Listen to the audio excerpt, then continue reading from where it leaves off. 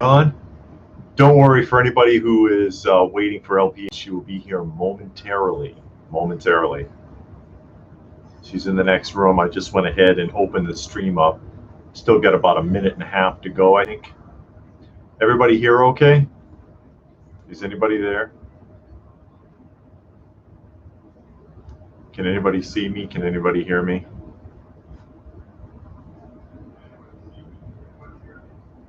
Steve Goldman is there. Jesse, say what? Say what? No, you didn't.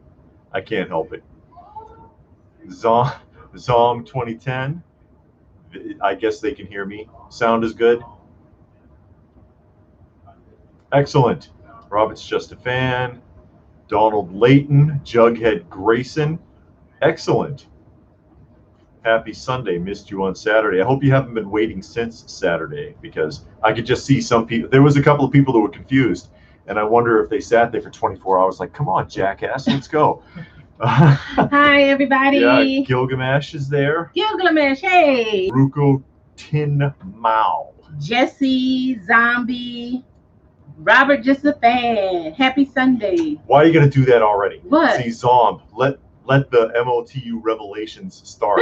Yeah, right. Hey, Steve, Donald. We did not see it. We do not have Netflix, so I cannot speak on the actual show itself, but obviously a lot of people are pissed off. And the thing that gets me, well, first, hello to everyone, and I hope you had a good week. But y'all want to get started right away, so we won't mess with you. But the thing that gets me about it, because we did watch several reviews on it, on different platforms, channels. Sorry, on different YouTube channels. Yes. And everybody's saying the exact same thing. Exact same thing. Of course, it's the Tila show. He-Man is killed. It's like the Star Wars Jedi, Last Jedi. I think somebody somewhere made the Return of the Jedi reference, and it stuck. Yeah, everybody's saying that, and it makes me wonder because if you watch 4 or 5, we watched a few, and everybody is saying the exact same thing, and it's like, okay, did these people actually watch it, or did they watch one review and then said, oh yeah, okay, now I know what to say, so I can get, because they're getting all kind of views. I think you should actually see it first. Yeah. All this Masters hey, Mexico. The cats are sleeping. They're actually laying down close to each other, which is rare because they tolerate each other. They don't actually like each other all that much. There's Fabio. Hello, guys. But as far as that, it seems to have pissed off a lot of people. I think, without having seen it, that if he had just come forward and said, this is what we're going to do, people would be all right with it. Hey, it's a what if based on Tila, and everybody would have been like, all right, because then you know what you're getting into. Not, I'm a big fan of, I'm a huge fan of MOTU, even though he's on record as saying that he doesn't really like it or know anything about it, and then saying it's going to pick up right where Filmation left off, and then it doesn't. And he just made everybody mad, and he doesn't care either, because now he's already said he had some live stream that he did. Mm-hmm. They had like 2,000 thumbs up and 8,000 thumbs down, by the way, where he basically is like, well, he pulled a Pontius Pilate, and he's like, I'm done. I don't care anymore. I'm going on to Clerks 3. So he doesn't even care. Yeah. I don't know what to tell you. Yeah. And the thing, and I said this before, mm-hmm. It might be a really good show with a good storyline. It might be. But people are not willing to give it a chance. And like David said, and like everybody said, and we've said it before, if they had just said, okay, we want to do Tila's journey, or like they're saying now, if they just call it what if. Yeah, because that's a popular thing now, the whole multiverse concept. The multiverse, the what if concept. People probably would have received it a lot better, and they would have just been happier with it and gave it a chance. But now no one's going to give it a chance. Yeah, I've seen the Rotten Tomatoes too. Oh, there's Craig Brooks and Donald Layton. Hey, Craig and Donald. The I'm from London. Yeah, what was I saying? I lost my train of thought. It's okay. Well, we were talking about how people are not giving the show. Oh, Rotten Tomatoes. That's what it was. Tomatoes. I was on Rotten Tomatoes because the last I looked at it which was this afternoon, the official reviews, which you can't trust official reviews anyways anymore. You can trust trailers. Let's be honest. Was 94% in favor, but the viewers' reviews was at 32% and falling. So. What do I know? I don't know. Donald said that the art was very nice, but the story was bad. Okay. And it had enough action to keep you interested. After episode 1, it was focused on Tila, but it's still a good show. He's going to continue to watch it. And yeah, see, you give it a chance, see what it's all about. I mean, because for me, cartoon, TV show, movie, is it a good story? Can I follow it? Does it catch my interest? So, I don't know. We don't have Netflix. I would like to see a couple of episodes. Out of curiosity. Out of curiosity, but I'm not going to break my neck to do it. Yeah. So, I don't know. Craig Brooks Day says he's the Mezco dude. Hey. Oh, okay. 112 scale. The light is causing some brightness. How's that? Mine looks dark. Is that better? We'll see. Oh, Ridley says they were in the hospital. Oh, no. Why? Coronavirus? Last couple streams. Bet not. In hospital early in June with it. Oh, a back injury and was bedridden with no phone. I got a phone now and still recovering. Oh, I hope you recover well. Hope you're doing better. Yeah, make sure you do your physical therapy and your exercise so you won't be, crippled up for a long time, laid up longer than you would. There's Johnny Future. Hey, Johnny Future. Hey, Johnny, how you doing? And Craig wants to know if we both collect Mezco 112. No, just me. Just David. Just I do that. Yeah, David collects that. He's kind of on he's not even on the fence anymore. He done kind of kicked them to the curb. Not really. I mean, I still have some on pre-orders, and I'll honor that. And what I'm on the fence about is if I'm gonna do any more. I mean, there's a lot of stuff that coming out with that I like. They got a lot of reveals just recently. Like the Dick Tracy looks really tempting. Stuff like that. But I just got to be more cautious than I have been in the past. I think what I'm going to do is not get any more of the Mezco exclusives, like their own IPs, because that's where I've gotten jacked up by Mezco in the past. Jesse Say What says he's only watched 3 episodes and not enough He-Man for him. Well, they killed He-Man from what I heard in the first I think everybody knows that by now. Mexico says, Master Mexico says, oh, the next mail will include the DVD. I really will not rewatch it. It made me angry and sad, and both feelings should not be caused by a show. I will not mourn on networks, but I will step back. Yeah. I see. Yeah. Yeah. I get it. I get it. If it's not giving you what you felt like, don't watch it. We're currently watching the Filmation. We're going to watch the 200X. We watched 2000, 2000, whatever you call it. We're going to watch that again. I started I watched the first episode of The Adventures of He-Man. I watched the first episode. I'm going to continue to watch it. And the reason why I watched it because I just finished the newspaper script. The last script in the newspaper was He-Man going to the future, which is the I can't remember, Primus, I think is the name of that planet that he went to, and he helped save them, and then he came back to Eternia in the newspaper script. But in the cartoon, he left Eternia not planning to come back. So they abandoned his kid. Yeah, because it said in the first episode that he had a son. Spoiler alert for the newspaper strips. Yeah. So it said in the cartoon version that he had a family, he had a son and all of this, and but he just up and left them, and that was kind of weird. Yeah. But he got tired of them. Yeah. Oh, Robert's just a fan, and Distortion of Reality says that you need to stop buying pops. Oh, period. No. Kill it. Oh, they're gonna do an intervention. Yeah, Pop intervention. You're gonna walk into a room and there's gonna be 12 of us sitting there. LPH, would you just sit down and just hear us out, okay? You can leave anytime you want. Oh no. Ridley says they got to the mailbox yesterday, so that's progress. But to feel like a frail old man earlier than I should. Hopefully, if I need a cane, it's bedazzled. You just need to work on it. Yeah. And quite frankly, and I don't mean to be a jerk the way I put it, to a point you got to suck it up. Yeah. I had the spiral fracture twice in my life. I've been told I'll never walk again. Mm-hmm. Once my kneecaps were broken, and once when I had a spiral fracture on my fibula, and I've got an implant in my fibula. And they were like, "Oh, you'll never be able to do this and that." And I walked into the doctor's office with no boot on, or limped in, and he was like, "Where's your boot?" And I was like, "I took it off." "Who told you to took it off?" "I did." And then he's like, "Who's taking care of you, me or you?" And I said, "Me. You don't come home with me." Yeah. And he was like, "You know what?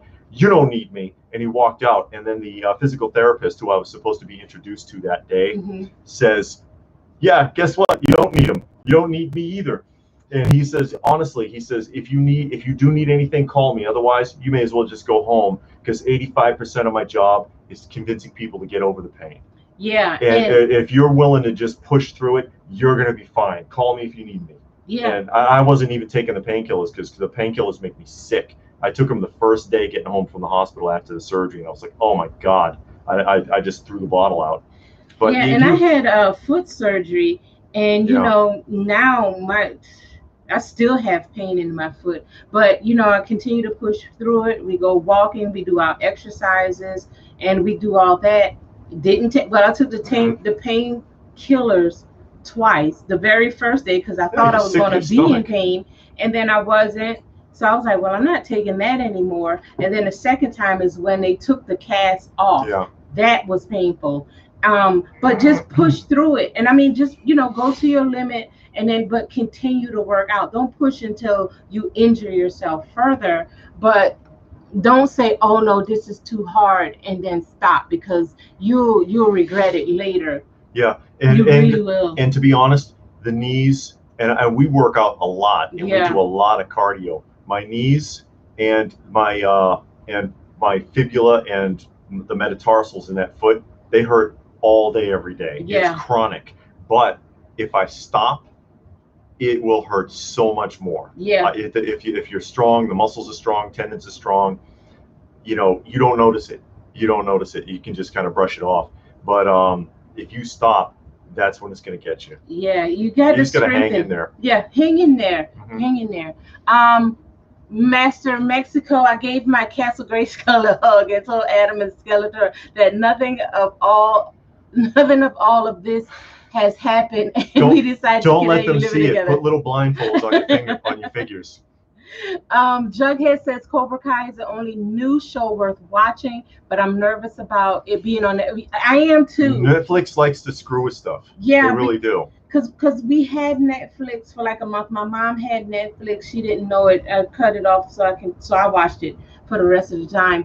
And we watched Cobra Kai, and at first I wasn't, because I'm like, okay, I know Netflix trend, how they do things, but we watched it and it was really good. Yeah, Cobra Kai was a lot better than expected, and it's proof. Along with apparently, we haven't seen it, but along with apparently The Mandalorian shows that you can pick up on a pre-existing, beloved, if you will, franchise, and do it in a way that you'll not only attract new fans but not offend the old ones. Yeah, but in Cobra Kai, you can see that they tried to push in that agenda on one episode, and that's from right, barely. From what I understand more recently, Netflix does that. They make you push agendas. So, and they did it in The Witcher. One episode of The Witcher, they tried it. So I think, you know, they say, okay, we'll do this and we're gonna do it our way, but you'll never see it again. And I can go with that. But you know, Robert, just a fan. I swear every time I see Triclops, I keep thinking Robot Chicken. Where's the He's at the gym eyeballing sorceress while spotting Skeletor with weight, saying, "Oh, you dirty birds." She's never seen Robot Chicken. No, I So she haven't. don't know what you're talking about. Anyway, Gilgamesh has seen the new Masterverse figures in person. You know, and also, again, if you really saw this show and you really don't like it, the way to make them understand that is by not buying the stuff. Yeah. Sorry to say it, but you got to hurt them in the wallet or they'll never learn. Yeah. And where are we? Because this is, this is filling up quick. Fabio, she doesn't know. Shh, I'm going to hide that comment, Fabio, okay? Well, let me see. No, okay. no, she doesn't. Fabio, she doesn't know. Or Durku Tin Mao, taking the painkillers with a 4 Loco. I don't know either. I saw the Battle Cat at Target. I was like, wow, he's pretty huge. Oh, okay. For the new one. Okay, they gave me they got me on muscle relaxer and anti-inflammatory, but I haven't needed them. It's good. If you don't need it, you wait until if you don't need it, don't use it. The pain is so bad you can't even sleep. Then you take it. But you know, try not to, because it only messes up your liver.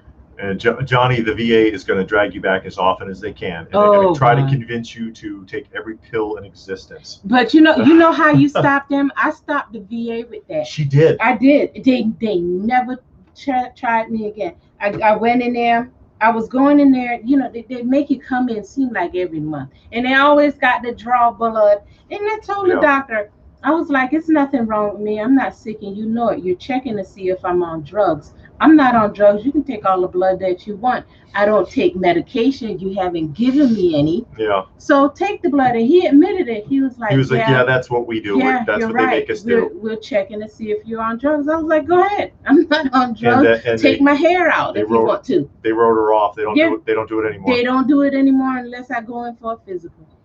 Well, we passed a lot. Yeah, so I know, sorry. The comments are coming quick, so we try to keep up.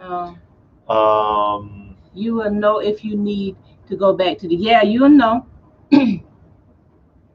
I recently found out that I'm suffering from depression, and collecting is my only escape. Plus, watching your reviews and live chats really help to so thanks. Well, thank you, Craig, and I'm glad that you found something that can help you with your depression. Because that's really what it is, you know. And again, you know, we work in mental health. All those pills, they just mask symptoms. They don't cure anything. So if they're, and I'm with the Morita method. I believe in that. I think it's the Morita method, right? I don't know. Where if you're depressed, that means that something's wrong. That you're either missing something or you need to change something, basically. And that's a very Asian way of looking at it, a very analogical way of looking at it.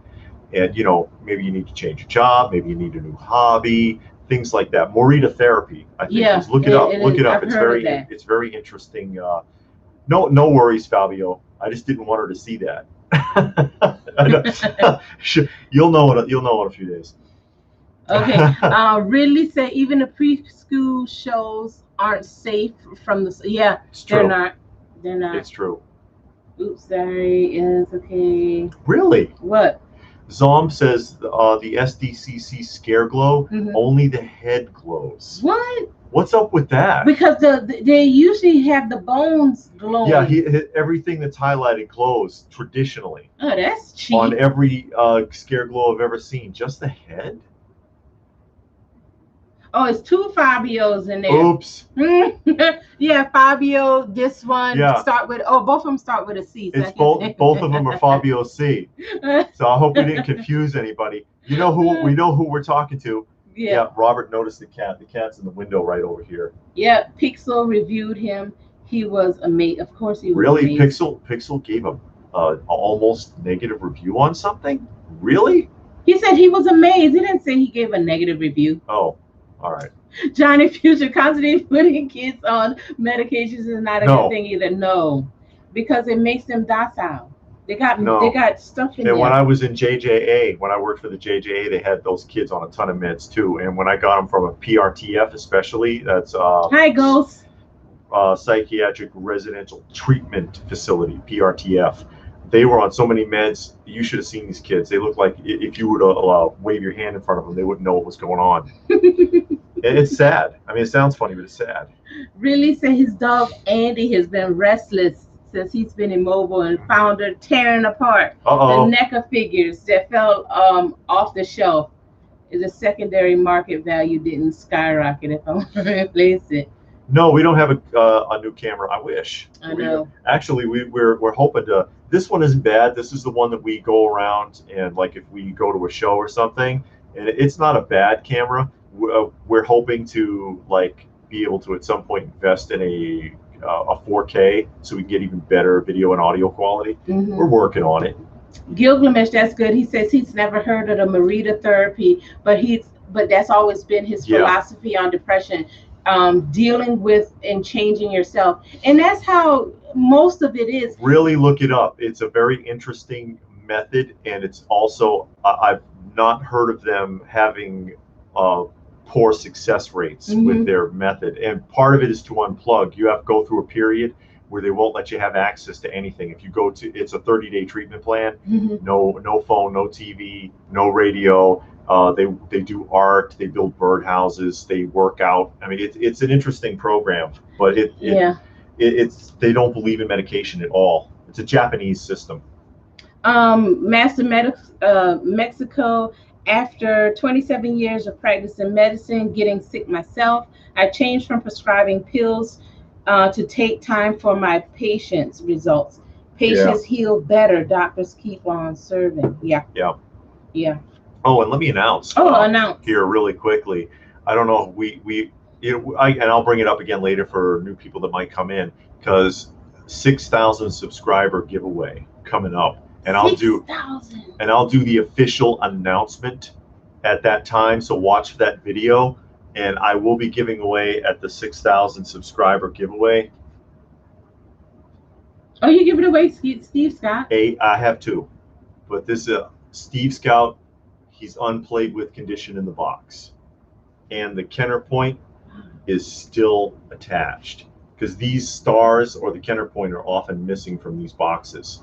But Steve Scout, unplayed with in the box. So watch out for the subscriber giveaway coming up for subscribers to the channel for our 6,000 subscriber giveaway. Okay, Thor just joined us. He says, how do we feel about the Sideshow Con on YouTube? I watched a little bit of it. Did you? I didn't watch it.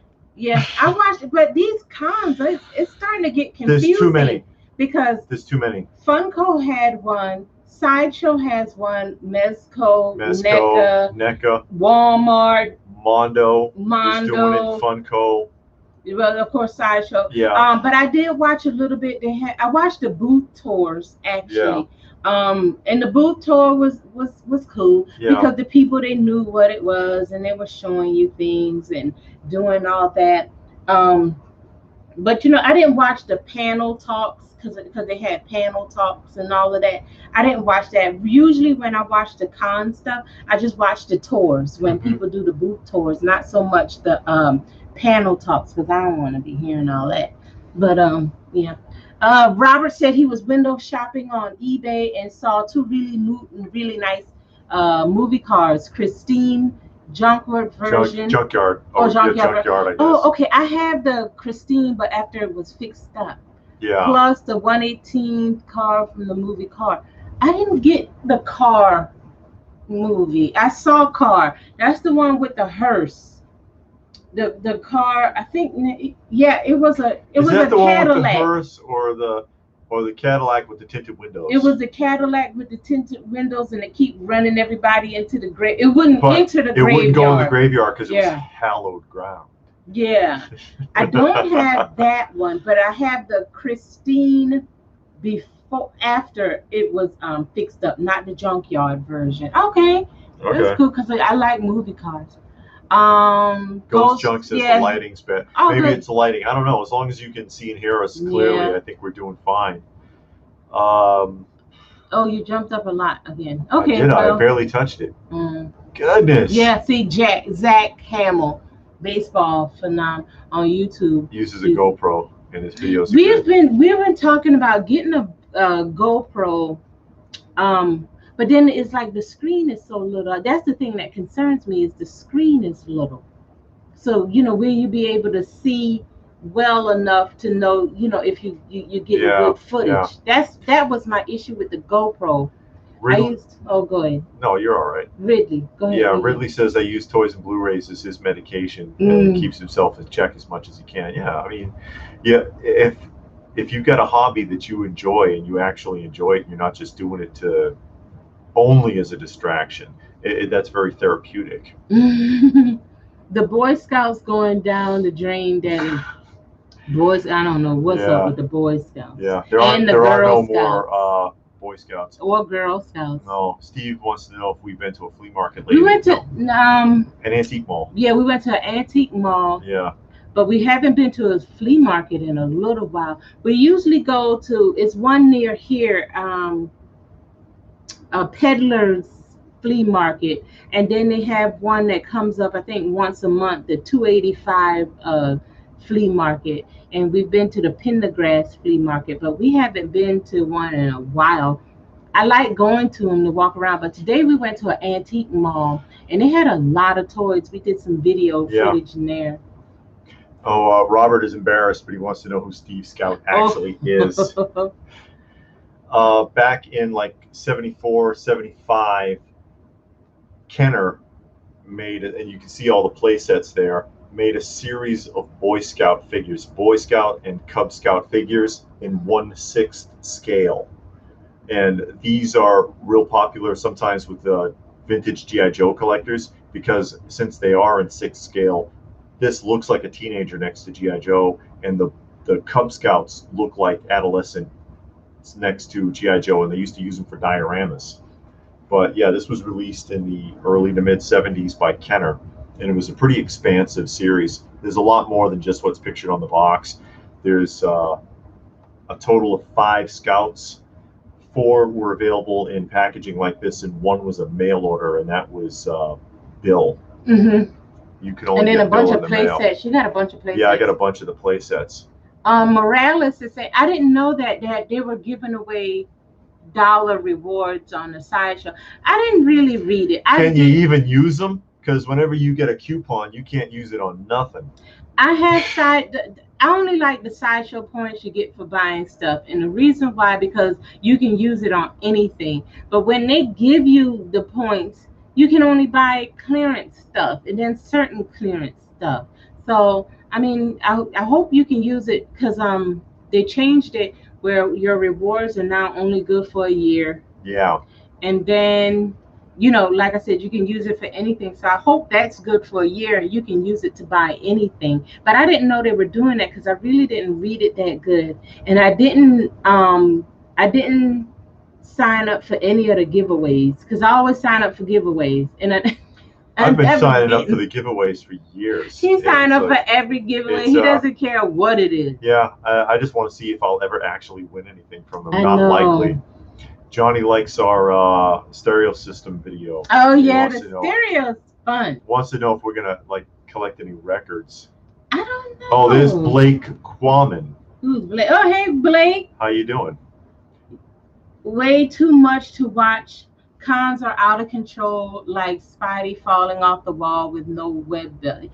Yeah, these cons this year. NECA had one, and it's just too much. It's they're all trying so hard to cash in on the adult collectors market, but they're spreading everybody kind of thin. Well, and then last year they figured out, well, we can't do the San Diego, Emerald, New York, and the New York Toy Fair. So you had to do this stay-at-home thing. Yeah. So now everybody's doing a stay-at-home.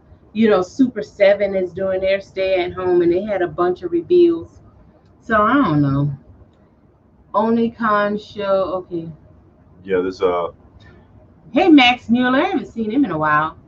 David, do you and LPH plan on watching the new Tila? Oh, that's We don't have Netflix. We talked about that at the beginning. We don't have Netflix, and if we see it, we see it. If we don't, we don't. Because they dove on us quick with that one. Gilgamesh, where am I here? Oh, David thinks I should give away a Shogun Warrior. Yeah, good luck. Yeah, that'll happen. Gilgamesh, Pendergrass Flea Market has been a letdown to me every time I went. What? J&J has been a lot better. I used to go there all the time. J&J, I don't know where that is. Pendergrass is where we met Bobby. You remember Bobby with the storage lockers? Yes, yes. That's where he has. Yeah. He has a big section couple of booths there. Yeah.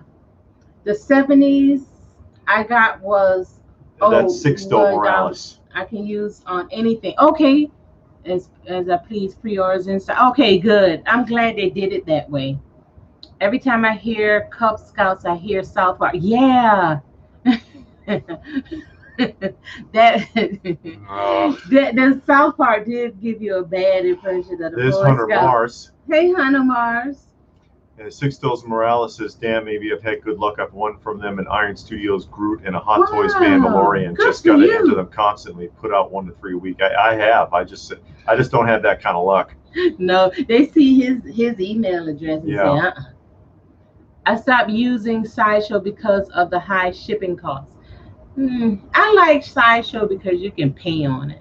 Steve Golden wants to know about the stock market.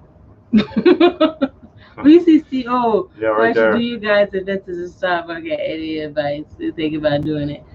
Yeah, I mean, but to start, you got to be patient with it, and you got to buy your stuff and don't look at it. Don't look at it every day. Yeah, because it'll break your heart. Yeah, up and down, up and down, up and down. It'll make you nervous as hell. Yeah. J&J Fleet. Gilgamesh says the J&J is in Athens. 5 buildings in an outdoor area. We went to that one. That's when we went to the that store, that toy store in downtown Athens. We did go there. Yeah, we did. But there, half of it is shut down. The outside is really big, but the indoor part, a lot of it is shut down. That's where that lady. Half the buildings are empty. Yeah, half of the buildings were empty. Yeah. And Jughead wants to know, how many subscribers do you give away LPH? No, not for sale. No, I can't give her away. I can't replace her. Electric emphasis. We actually talked about that this week. Me and David just talking, because we were talking about how all of these companies are remaking the same figures, G.I. Joe, Masters of the Universe, and like 10 companies are making the same thing at one time. But you have all of these other properties like Mass and Cops and Emergency and what else? Starcom and what's that one with the horse? 3030. Brave Star, and then Humanoids. All of those things nobody remakes, and it's like, why don't you remake that? Did I read it right? Yeah. So we actually talked about that, and I think if they want to remake everything like they've been doing, to keep those adults involved, pick up some of these other licenses. Although sometimes that doesn't work out too well, because you remember Zika Toys brought back Sectars, and they've canceled the entire second wave. They've dropped it completely because of lack of interest. Oh, really? So you got to be careful with that too. Yeah. Idiot Figures, he says he's had $250 Sideshow gift card for a year because he's too indecisive. Don't let it run out on you. Yeah, because they changed it to a year, and after a year they're gonna they're gonna pull it from you. I hate that they do that now. Oh, Ridley says he's been collecting the Pirates of the Caribbean from the 2000s. He thinks that the market's going to rise because of the whole Johnny drama. Johnny's always in trouble. Gilgamesh, they should do new Bionic 6 figures. The old ones are expensive now. Those are expensive now. Has anybody seen the, speaking of Masters of the Universe Revelations, did you see the cereal? FYE has Masters of the Universe Revelations cereal. It's like $15 a box, little box of cereal. Seriously. I heard it tastes sweet, but it leaves a bitter aftertaste. No, I'm just being sarcastic, but FYE does have a $15 Revelations cereal. I'm like, come on. And people will buy that and put it in like an acrylic box, and like they did with the Funko cereal. Yeah, the Funko cereal. People who collect vintage cereal don't actually keep the cereal, right? They carefully open the box and ditch it. Oh yeah, Electric Emphasis, Jason the Wheeled Warriors. Biggest mistake I made was not buying everything when it was on clearance. Yeah, those went way up too. And you know how that happens is all these shows that we remember from childhood that we really love, including Mask, even Masters of the Universe. When the toys weren't doing well, they killed the show. I mean, Sectars only lasted like what, 9 episodes or something, barely. Yeah, they just killed it because they were like, oh, the toys aren't flying. We're not putting another dime in this. Stop making toys and pull the show off the air. And that's why some of these action figure lines are so hard to find. In Humanoids, Brave Star, one season, and a lot of them, like Brave Star is a good show. A lot of these are pretty decent shows, but Mask isn't bad. We started watching Mask is kind of fun too, except for a little kid. Yeah, that little boy is annoying. That kid needs a ball and chain on his ankle. But that's what happened in those days, and because of that, they stopped making the toys, and it drives the prices way up. Now they're hard to find. Yeah, Skeleton Warriors, Jughead said too. Yeah, it didn't sell either. The toys weren't selling. They were kind of expensive for the time period though. But they weren't selling. Same thing with those Conan the animated series. Remember the big 9-inch figures on the blister card? The toys weren't selling. Canceled the show, and just let the toys run out on clearance. But you know that's how it works. If the show's doing good, they'll keep cranking stuff out. No, let me see. Oh, Zombie. After emailing Eka Toys about the Sectars line, they seem somewhat PP'd about it. Would love to get these, but the shipping to Canada is nuts. Canada postage is terrible. I've heard that from a lot of people. Umi Kaboom, Saturday Morning Cartoons is coming back. I wonder if there'll be new figures that will come up with the cartoons. Which ones? I don't know, but when they bring them back, is it the same? That's the question, because sometimes they bring them back and they just make a mess out of it. What do you say? Master Mexico, Bittersweet Symphony, please stop playing my piano. If I got a hold of these cereals in the 80s today, I would know the number of Fruit Loops. Okay. Have you ever found new old stock figures in the wild? Not really. There's very little of that still hanging around. Closest we got was that storage locker pick video we did a couple of years ago. Remember the gigantic store that had like 20,000 action figures in it, and most of that was 90s stuff, honestly. Robert's just a fan. I've always kind of wanted those old toys of Tarzan on Mars. They seem pretty cool. Plus, you press a button and he did the Tarzan yell. I didn't have a lunchbox to go to school. We didn't take lunch to school. We ate the school lunch. I didn't have a lunchbox either. Only the cool kids had a lunchbox. I don't think nobody in school had a lunchbox because we all ate school lunch. I lived in a little tiny old town. Yeah. Everybody in town went to the one school, and we all ate the lunch there. So nobody had lunchboxes. So. Jughead says Skeleton Warriors was brought back with a funding campaign and did not do well either. Yeah, Ooh. There you go. That's what I mean. Sometimes you bring these old franchises back and they just die because people aren't that interested. Distortion of Reality says, I want my emergency fire truck. The TV series was great. I remember watching Emergency. I think I had the lunchbox as a kid. Also, I had an 8-inch action figure with the fire hat. That would be LJN. LJN made Emergency, SWAT, and the Rookies. Display name, do you have Micronauts? You know, I like diecast. I do like diecast. I think everything that should be metal should be diecast. Yeah, I've got a couple of Micronauts. I used to have a bigger collection. I got like one card and one left. There's Kenny Potter. Johnny, I was actually looking up some Trapper Keepers on eBay yesterday. They don't have any of the ones I remember. But I remember them having like the teeny bopper ones, you know, New Kids on the Block and I think you're mixing up Trapper Keeper with just regular 3-ring binders. It could be, yeah, because they made 3-ring binders of some of that stuff, but Trapper Keeper mostly made their own designs. No, they had the line with celebrities on there, pop singers on there. Those are the ones I remember. Those are the ones that I wanted anyway. But yeah, they had the like funky designs, but I always wanted the one like New Kids on the Block and New Edition and all that kind of stuff.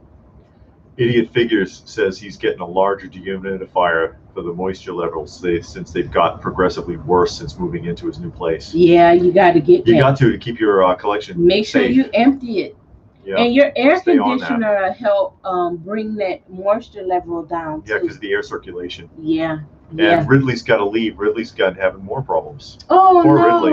Okay. I know. I hope you're doing all right. Yeah, Johnny knows about the emergency, but any of those LJNs are hard to find, and they're a big can of worms too. Because even though each of the series, like the rookies, it's like 4 figures on like 2 different cards and in Montgomery Ward boxes, and there's so many variations. It's a big can of worms. You'll turn 12 figures into like 54 pieces pretty quickly if you can find any of them still sealed. It's very difficult to find sealed. Zombie says October Toys tried the Skeleton Warriors, and as mentioned above, they also crashed and burned. Yeah. Yeah. But I mean, it seems like now, because that was a few years ago when they tried to bring back all that stuff, right? A couple of years ago, like what, 10 or so? When Zika Toys? Zika Toys, that was they did that second wave cancellation earlier this year. Oh. So, I was gonna say maybe it's a new interest now, so if they were to try again or try with because Brave Star, Mask, Cops, those were popular. And Super 7 looks like the one to take a crack at some of that because they did the Silverhawks. Yeah. What is it? They're going to cartoon accurate G.I. Joe. Yeah. So we'll see. We'll see. I got a feeling Super 7 will do vehicles. Star Wars had them, I'm pretty sure. They're going to be ridiculously expensive though. Yeah, but they'll be nice. They'll be scale. Yeah. But they'll be nice. And they might be fragile, but they will be at least screen accurate. I'll give them that. But it's going to be expensive. I can't wait to get the because I did order the Thunder Tank. She ordered not the Thunder Tank. Not going to be die cast, but No, it's not going to be die cast. But I ordered it. Bad enough, I'm going to have to put the thing together for you. It don't come together? I don't know. I'm pretty sure it's going to be pieces. Some pieces. Some. We'll see. Let's see. Which bootleg toy line do you actually like and why? I recently found some images of Sun Gold Monster bootleg figures, and they look fun. Just Google Sun God Monsters for some images. Sun Gold. Why are all these words I be coming up with? I don't know. Because you ain't paying attention. I'm trying to read fast before it runs up. I know it does run up on us pretty quickly. We do try to keep everybody going here. I know. I hate it when I have a pen over here. I don't like your pen. Oh, that's my pen. See, okay. You see how that is, right? You see what just happened here? One of actually a Grail bootleg for me. Or not a bootleg, but I guess it's technically. Yeah, now that is technically a bootleg. What? Would be the Agent Slade from Shindana Toys. Because a bootleg is a figure that's never been done. A knockoff is a figure that has been done. So Agent Slade, which was a ripoff of what's the name of that movie? Shaft.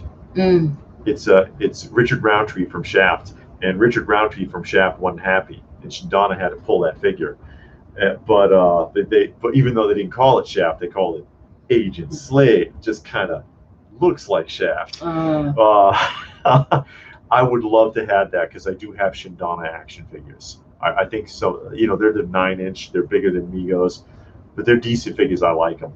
I don't have any bootlegs. Oh, she doesn't have any bootlegs. I've got the bootlegs from a bootleg and some knockoffs from Durham also. Yeah. Durham Industries. We were just talking about that on the chat on Meagle like a couple days ago. Gilgamesh said he found a couple of Transformer reaction figures on clearance. I would love to have a wall of them. They look really good. I wanted to get them just for the card art because it looks really good, but I'm not going to jump into that. Dang, should be in get the waves too. You can that's Kenny Potter there. You could put that on Layaway. Layaway. Yeah, you could pay on it at Super 7. Anybody saw any good movies this week? Did anybody see any? Were there any good movies this week? Yeah, we saw The Blob, the 1958 version of The Blob. Oh, any movie. I thought you meant any new movie. movies. Yeah, any Yeah, movie. we saw the original Blob with Steve McQueen. I know, he looks like he's 40 years old. He's like 40 years old. And he's got a teenage girl, and he's like, hey man, trying to act like he's 16 years old or something in the car. It was hilarious. And it's like, you look like her dad. and the cop is pulling him over, and he's like, hey man, like, what's the matter, dude? Yeah, he's 17. So that was a good movie. And we also saw another one. It was a dubbed one from Russia called Blackout. Some of those Russian movies are crazy. Yeah, Invading Earth. And that was a good one. Who saw Arnold Conan? Oh, the second Conan. Conan the Destroyer. Conan the Destroyer with Grace Jones. A strong female character that they did not need to put quotations on. It's like Hollywood loves to now. I know. Just saying. Just saying. Master Mexico saw the first Alien, another strong female role that they didn't blow up and make crazy. No one ever complained about Grace Jones. No one ever complained about Sigourney Weaver in Aliens, because for some reason nowadays Hollywood thinks that a strong female character is a snarky, sarcastic female who gets in your face and complains about everything. Yeah. But no one ever said anything about Kiddo from Kill Bill. Oh yeah. Whoever complained about Kiddo from Kill Bill, because she fit the story. Jamie Lee Curtis from Halloween. Yeah, from Halloween. She was the lead in that movie. Yeah, the original. The original, not the remake. I didn't care for her in the remake. Yeah, but, the original, the first two movies. Yeah. I know, I just kind of threw that in there, but it occurred to me, I was like, yeah, you know what? No one ever said anything about Grace Jones in that movie or in the James Bond film when she was the Bond girl. Yeah. She was a Bond girl in one of the films. Mm-hmm. In the last Roger Moore film. I can't remember the name of it. Electric Emphasis saw Sarah Connor. Terminator 2. In Terminator 2. I started watching the new Terminator Sailor 2 is Moon okay. movie. Oh, okay. That's a, what you call it, anime movie. I used to watch that anime with my kid. It's a weird show. That's real young females' attitude today. Well, society has made people think that doesn't mean that anybody likes it. Yeah, it made them think that that's how you should act, and it's not. I don't have. Dan says, I hadn't heard you talk about Mythic Legions. Do you have any? No, I don't have any. I think they look decent, but I've never handled one, so I can't really talk about it too much. Oh, and also, hold on to that. I know. That's why I'm bringing it up. A point I was going to bring up about that female character thing, Black Panther, which I did not like. Okay, you know why it got an Oscar. I'm not even going to get into it, but I didn't care for Black Panther. I thought it was okay, but not Oscar worthy. The most annoying thing about that film to me, which is his bratty little teenage sister and her big mouth. It's in real life, and believe me, maybe I'm biased because I used to work for the Juvenile Justice Authority. Nothing worse than a snotty-mouthed teenage kid who doesn't know when to shut up. Okay, it's not funny. It's not fun. It's not even funny watching it for somebody else. And it's like the things that she said and her snarky attitude, I was just like, Christ, could they just end this film? Really, the only thing I liked about that film was Killmonger. Killmonger made a lot of sense to me. I like that character. Yeah, I didn't see the movie, but I heard that everybody liked him. They totally got him and understood where he was coming from. And from what I understand, when they do the next movie, they're going to bring him back, even though they killed him off. They're going to bring him back. Display Name says that Snake Eyes was disappointing. I saw something about that today, that it was that it wasn't that good and it didn't do well in the box office. So too many unnecessary changes to a character people loved into something more generic. Well, yeah. Beautiful to Kill, thank you. I remember Duran Duran did the music for that. Yeah, that's the one that had Grace Jones in it as the Bond girl, technically. But no one said anything about that. They thought she was clever in that film. Robert, just a fan. I want to find the movie Bamp. Grace Jones was in it. Johnny Future said the first female lead in the movie was Dorothy from The Wizard of Oz. She was. Roger Moore was the best Bond. I don't know about that. I always hear that argument. I don't watch James everybody Bond. Has their opinions about James Bond, but you know, some of them, certain films just really stand out, and I think Roger Moore's best was the first one, which was Live and Let Die. That was a great film. Hi, Patrick. Oh, hello. I hated Black Panther's sister. I like the Outcast Tribe story best about the movie. Yeah, Mythic Legions are okay, just very expensive. I like the look of Mythic Legions, and we talked about it. You talked about wanting it, but it was too expensive. But I do like the look of them because the Four Horsemen did that. That's right. Zombie says that Christopher Walken was the Bond villain in that film. That's correct. That was Christopher Walken in The Blimp. You can't do a good G.I. Joe movie. Apparently not. It has to be a show. Yeah, some things you just can't doesn't translate well into movie form. You need to just put a weekly series out and tell a story so you can give it justice and you can go deep into the character and all like that. Electric Emphasis says G.I. Joe written and directed by Quentin Tarantino. He'd watch that. Why, you want to see Lady J's feet? Why? Is that what you you want to hear? You want to hear Quentin Tarantino show up as like a random person in the film and use the N-word 100 times? Because that's what he does. He uses the N-word in his movies when he's himself. And there's this weird thing where he's in a scene and it's going to have feet in it, women's feet in his face. Really? Yeah, he's weird. He's got some weird feet, little. Hey, I'm Chaotic Doom. Yeah, hi. Sorry I'm late. You're okay? Yeah. We're still here. Fan, love your channel. Thanks for the content. Have you heard of VidAngel, online service that will skip, mute, and what you don't want and streaming on Netflix, Amazon Prime? No, never heard of that. Never heard of that. Distortion of Reality says that their favorite Bond was George Lazenby. George Lazenby on Her Majesty's Secret Service, right? Yeah, he was a good Bond. He refused to do another film because he felt like Sean Connery did it better, and he felt intimidated doing the Bond film. And then they actually brought Sean Connery back because Sean Connery had a lot of contract disputes with the studios that were putting out the Bond films, which is why they eventually got rid of him for Roger Moore. Display name G.I. Joe Resolute was a great rendition distillation of the comic show in a feature-length movie, but being animated helps a lot. That was good. We saw that. It was 5-minute shorts from Cartoon Network. Yeah. And they assembled it into a film. But yeah, that was a decent rendition, actually. Hey, fandom. Yeah, see, fandom said just like in Dusk Till Dawn, and he's talking about Quentin Tarantino when he drank from Selma Hayek's feet. Yeah, she poured liquor. He had her foot on his lower jaw with his mouth open. She was pouring the liquor down her leg, and it was running into his mouth. He does weird stuff like that. I saw Dusk Till Dawn, but I watch movies. Yeah, hey fandom. He said, hey, by the way, he says. More movies. I wish Terry Garr and Gina Davis made more movies. Terry Garr. I remember Terry Garr. Actress back in the day. She was on the David Letterman show so many times. Terry Garr. It was crazy. He used to tease the hell out of her.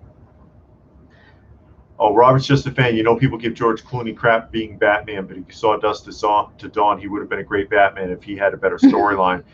Well, the thing is, George Clooney, he's never stopped apologizing for or whining about that movie. So I'm so sorry I did it, and he's only doing that because people made fun of the film. And he whines about it every chance he gets because Schwarzenegger made more money than he did, and he never even met him because they filmed them separately. So he has some issues with that film. But you like it or hate it, the film's fun to watch because it's goofy. But if you go back and you look at 70s Batman comics, the film's spot on. It's pretty silly though. No, Steve asked if I watched that Undertaker DVD yet. No, I still haven't watched it yet. I'm gonna watch it though, but I don't know. I just Yeah. haven't gotten around to it. Kenny wants to know how many there'll be as Bond films. As many as they'll keep doing it until they stop making money on it. Well, that guy doesn't want to do it anymore. They keep giving him more money. Yeah, it's the same thing that Sean Connery pulled until they got tired of him. Yes, I answered him. I told him I still haven't watched it yet. I didn't catch that. I'm so sorry. Chaotic Doom, G.I. Joe was hit or miss for me. The original animated series went in a really bizarre direction that turned me off here and there. I found the comics a lot more interesting. I liked the animated G.I. Joe up until Serpentor got there. Then it seemed like it went it got weird. Kind of weird and crazy. You know. And keep in mind, they can do stuff in the comics they can't do on the cartoon show, because the cartoon show is aimed at selling toys, and so they gotta dumb it down a bit. But yeah, well, now they can go back and do it. The canon between the comic books and the show is almost two different realities. Terry Garr is past her prime, unfortunately. Awesome in Young Frankenstein. Yeah, you've been noted to have Undertaker's colors today. That's why they're asking. Oh, okay. Well, I didn't know that really they didn't see. Yeah, he's never stopped crying about that. You see him in an interview from 6 months ago. He'd be like, Arnold Schwarzenegger made X number of $1 million more than I was. I didn't see the guy.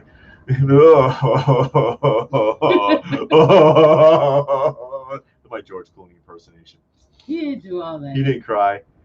Steve wants to know if we ever met Hulk Hogan in person. No, I did not. I did not meet him in person. I met a bunch of other wrestlers, but not Hulk Hogan.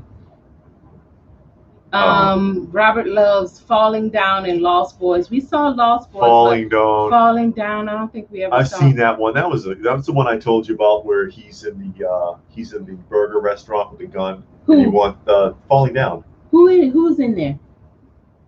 The actor from Falling Down. Oh. It's a scene from the movie. I've talked about it with you. With the he's complaining about the burger. He's holding the burger up and he's got a gun. He's like, "Is anybody here who can tell me what's wrong with this?" And the one little kid goes, "It doesn't look like the picture." He's like, "That's right. Thank you. It doesn't look like the picture. Can I just get one that looks like the picture?" Hi, Ron. He gave us some thumbs up and got shades. I don't know all that, so I just picked out Ron. Oh, Ultra Ron Kaiju. Is it okay? So Ron. Kaiju. Hey, what does anybody think about decapitating LeBron James?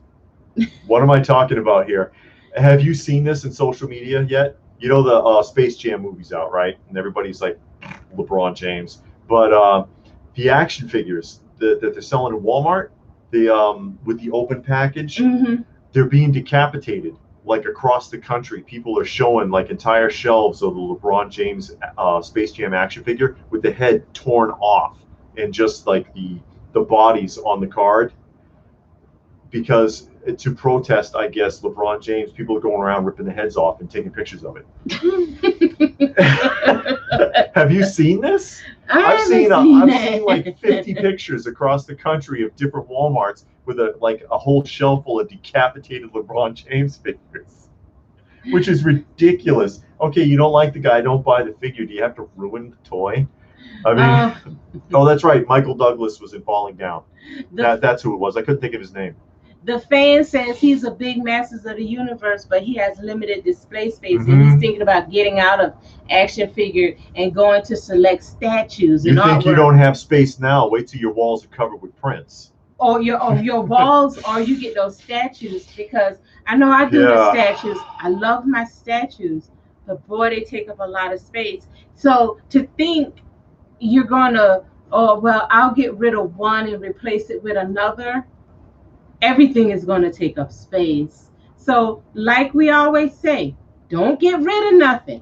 Stop. Put it in a tote. Put it in a tote. Because you hear it all the time. I know some people live by the credo of, something in, something out. No, don't live by that.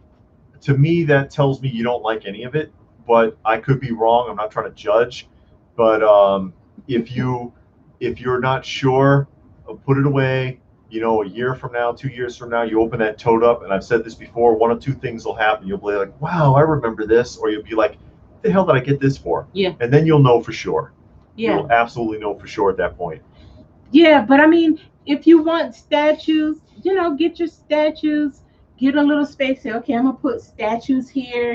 Set up your statues. Plan it out. Plan it out. Draw it if you have to. Draw it out. Measure. David loved that little measuring tape, and we plan it out, and we say, okay, we're gonna put this here and that there. If you guys have seen our museum tours, you know what we're talking about. Yeah, because we put up the film of us setting it up. Yeah. But don't get rid of your stuff because you don't have enough space. Buy yourself some totes. Go to Goodwill, get some totes. Put it in a tote, put it in boxes, and just put it away and put something else up. And then do a rotation every 6 months, every 3 months, or however. But don't get rid of your stuff because you're going to regret it. Yeah. And then you're going to go back and try and buy it, and it's going to be 10 times what you paid for it to start with. So, and then the argument that's made is the guy, because I heard this argument just recently too. The guy was really hammering it down because he's one of those one thing in, one thing out guys. Mm-hmm. And somebody said to him, was like, well, what about what if you want it back? And it's like, well, you can always buy it again. Then what'd you sell it for? Yeah, don't do that. I mean, now if it's something that you know for a fact, without a shadow of a doubt, I do not want this. I don't like it. Yeah. I mean, because I had got some stuff. Oh my God. That I knew I didn't want, but I got it in a bundle. And I said, well, when I get it, I'll just sell it because I know I don't want that. But just, don't do that. And Think about it. Kenny says, I know it's not Space Jam with Jordan, but dang, that's harsh. It is. And you're ruining the stuff. I mean, somebody might actually want it, or, you don't have to go and vandalize the stuff. Just don't, if you want to protest it, don't buy it. They'll get the message. Yeah, don't go watch the movie. Don't buy any of the merchandise. Yeah, leave it alone. Because I know he's not a popular character because some of the things, some of his attitude. His nasty attitude. As a fan, you're welcome. Robert loves falling down. Michael Douglas losing it. Hilarious. Why are the hot dogs? Why are there 8 hot dogs and the buns are 12? Yeah, I know. Yeah, that's how he comes up with some weird stuff in that. But it's the stuff that you said, because how many times you bought some hot dogs and you don't have enough buns, or vice versa. Or vice versa. I know they do it on purpose. Yeah.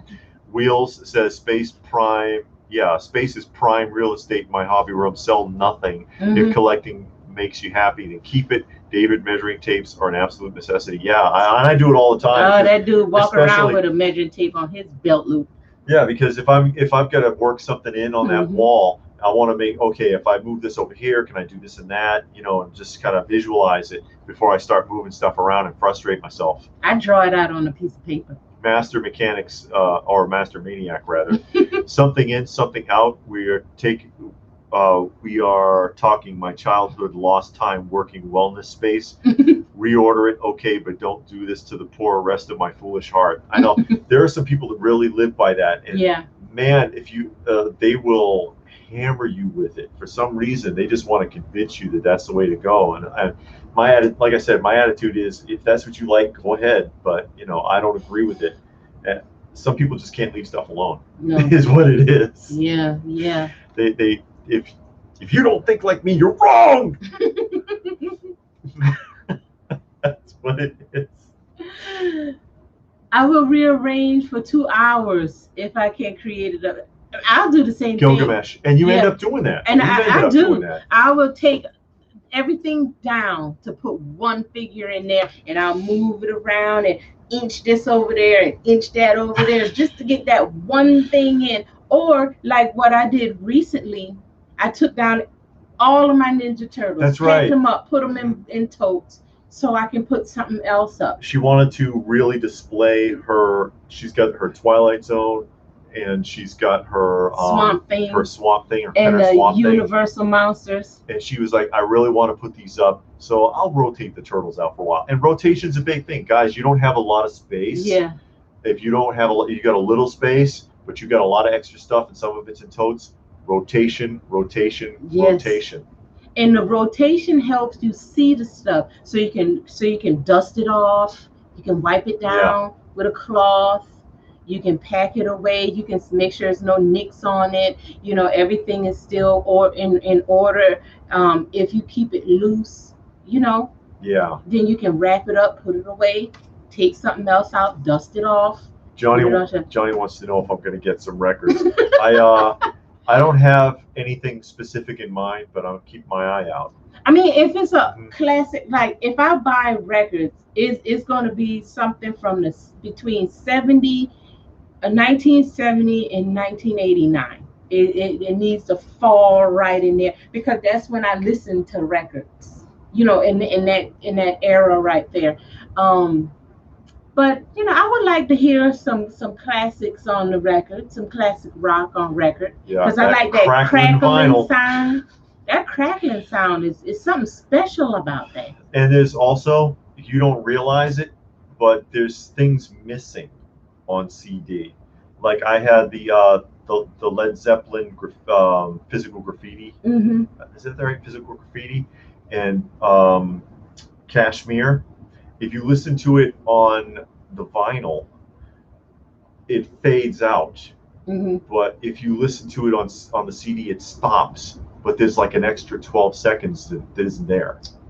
It's 12 seconds, but it means something to somebody. I'm like, why'd they have to cut that off for? They didn't have to.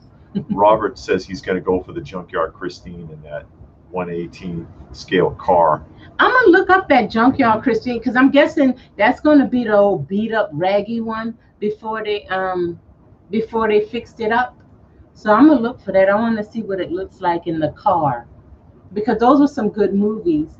I wish I had the Cuda from Phantasm. Was that the van? The Phantasm. I don't remember. We saw Phantasm. I saw Phantasm. Wasn't it a van? I thought so. I don't know. The guy says he just cleaned up his toy room and he used a pizza pan to hold his figures. While he wiped down the shelves. It's pretty dry here in Colorado. That's good. Strange glue-like residue. Took me 10 hours. I need to sell a lot. Sell what?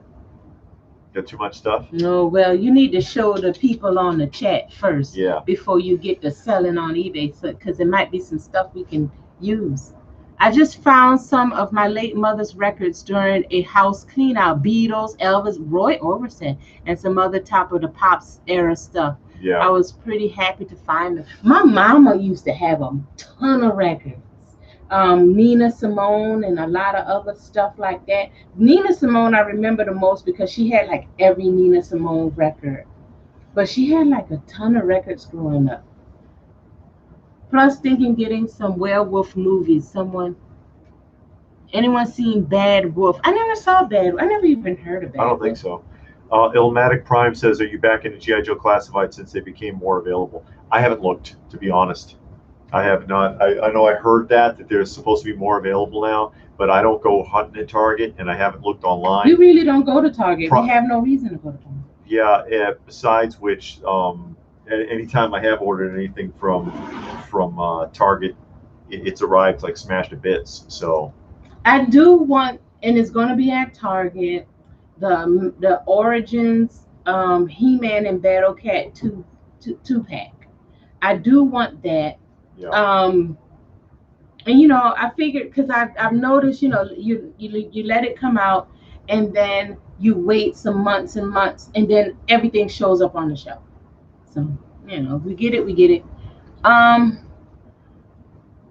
Okay, Jughead says no van was in. Okay, it wasn't a van. I thought it was a van. Wheels of Doom says that Nina Simone is a goddess. Yeah. You should check out the Junkyard. I'm gonna check that out after this and see what it looks like. Johnny says Half Price Books is the only place that sells a lot of records. I always see people thumbing through them. Check them carefully there. Yeah. Half Price Books here, and another place. What's it called? Not Half Price Books. Book Nook. Yeah, and Vintage Stock. If there's a Vintage Stock near you, I think they carry a lot of albums. Yeah, check them carefully. Make sure they're not scratched to bits because they don't check nothing there. Kenny Potter has been dreading Dustin, putting it off for 2 to 3 days. Oh, okay. Any comic collectors? Comic collectors. Yeah, comic collectors. I wonder if anybody here gets stuff graded and they've seen what's been going on with CGC. Because CGC has gone from like a 60-day turnaround to, the last I checked, 144 days turnaround now, and it's even longer than that because I've had an order that's longer and still haven't gotten it. It's still waiting to be graded. It's still sitting there with them, and they've been bought out. They've sold their company to an investment company, a larger investment company. People are real nervous about that, but they're taking forever to get around to grading the stuff. People are getting nervous. They keep having private signings coming up, which is slowing things down even further. I wonder if anybody else is having problems. I've seen on a couple of the groups, I saw in a couple of groups that that they've sent stuff to CGC and had it returned unopened just recently, which is really scaring everybody. And I just wonder if anybody does any grading with them and has run into anything. Okay. But you had something you saw there? Yeah, okay. I misunderstood what Robert, just a fan, was saying. Okay, he's talking about car from Knight Rider. I do have car. KARR. Yeah, car? that car. Okay. All right, yeah. I do have that. The 118th and the 132. I do have that. I thought you were talking about that the other car from that show, that movie. I can't remember the name of the movie. Okay. And Kenny want to know if we have any dusting tips. Yeah, makeup brush. Yeah. We did a video on it on cleaning up. Get a makeup brush. Oh yeah, you got it right there. Yeah. See, because believe it or not, I mean, people use like I've seen people use paintbrushes, or they use like a wipe to use a paintbrush or something like that. And if you, especially if it's still in the package, you can scratch that cellophane even with a brush. But these are very fine and they're cheap. You can buy them in bulk off of eBay, and we use these to dust everything. Also, they work really well. If you have like the Swiffer pad, the soft pad, you can use that to wipe down your shelves. The shelves. Especially if you have glass shelves, because they won't leave streaks on it, and the dust clings to it. And then also, if you have like hardwood or tile or laminate flooring, use like a Swiffer, because if you use a broom, it's going to kick the dust up everywhere. Yeah, and you want to go top down. Yeah, but if you use the Swiffer, it doesn't kick the dust up. It just picks it up. It clings to it. You throw it out, and that's that. Yeah, start on the top shelf and work your way down to the floor. Yeah, and do it in sections. If you have a lot of stuff, just do it in sections. Illmatic Prime wants to know if you want to if you're getting the Transformer Studio 86 line. I'm not sure, because I was thinking about getting. Now, is that new what do they call it? Metal. They call metal finish. If that's what it is, I'm thinking about it. I was trying to look for it in the store so I could see what it looks like, but I'm not sure. Okay, where are we? Yeah, Johnny says that the CGC turnaround takes 6 months if you're getting your books pressed. I'm not, though. I do get some stuff graded. I don't do it a whole lot, but I don't expect to be waiting like half a year for the books on just a regular grading. It shouldn't happen.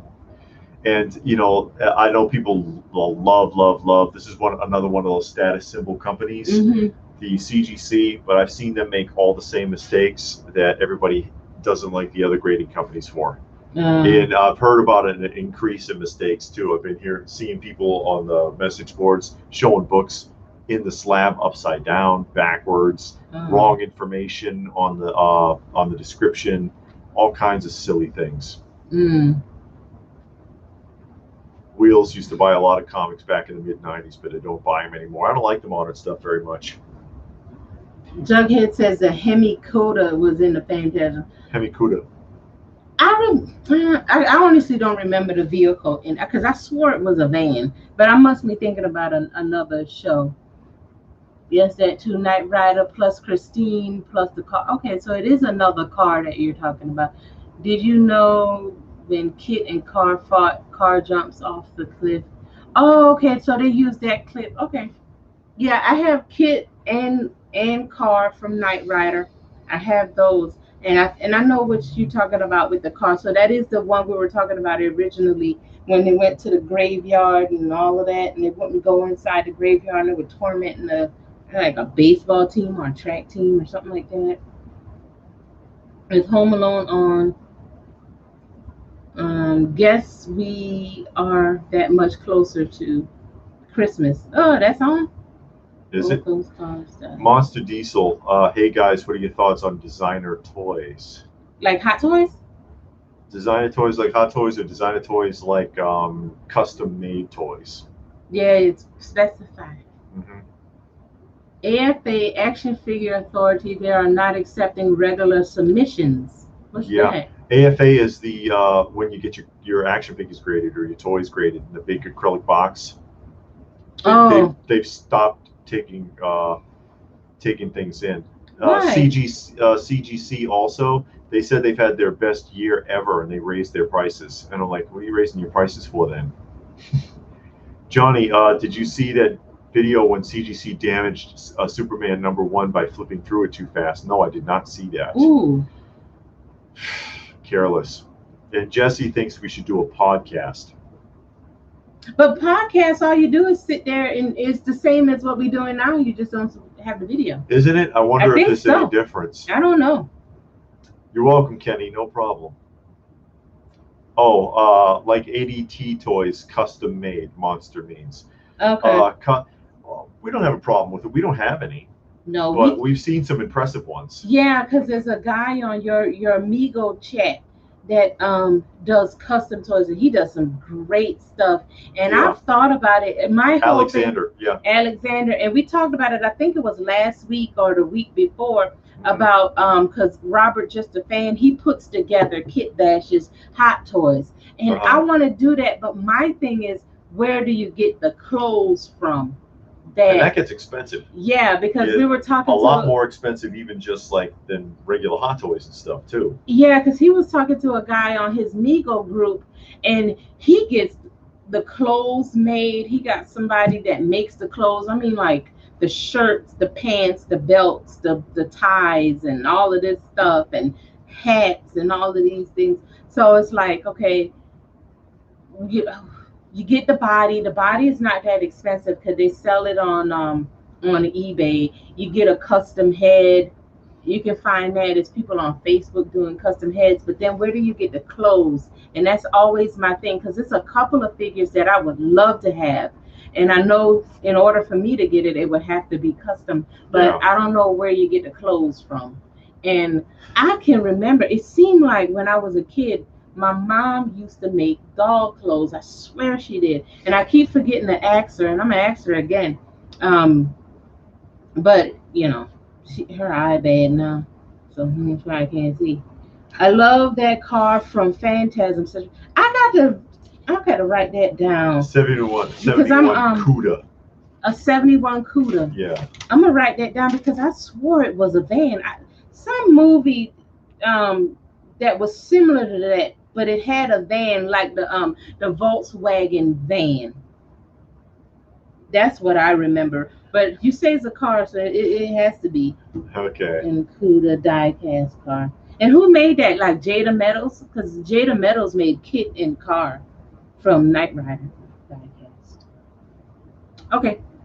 I love the car. Yeah, he's been into the customs. He's saying Monster Diesel. He's been into the art designer toys lately. Zombie told me to write it down and ask my mom. I know, right? Get your mother's permission.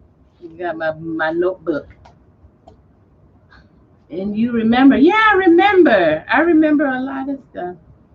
You can always get clothes off eBay. Sometimes stores sell them too, like Monkey Depot.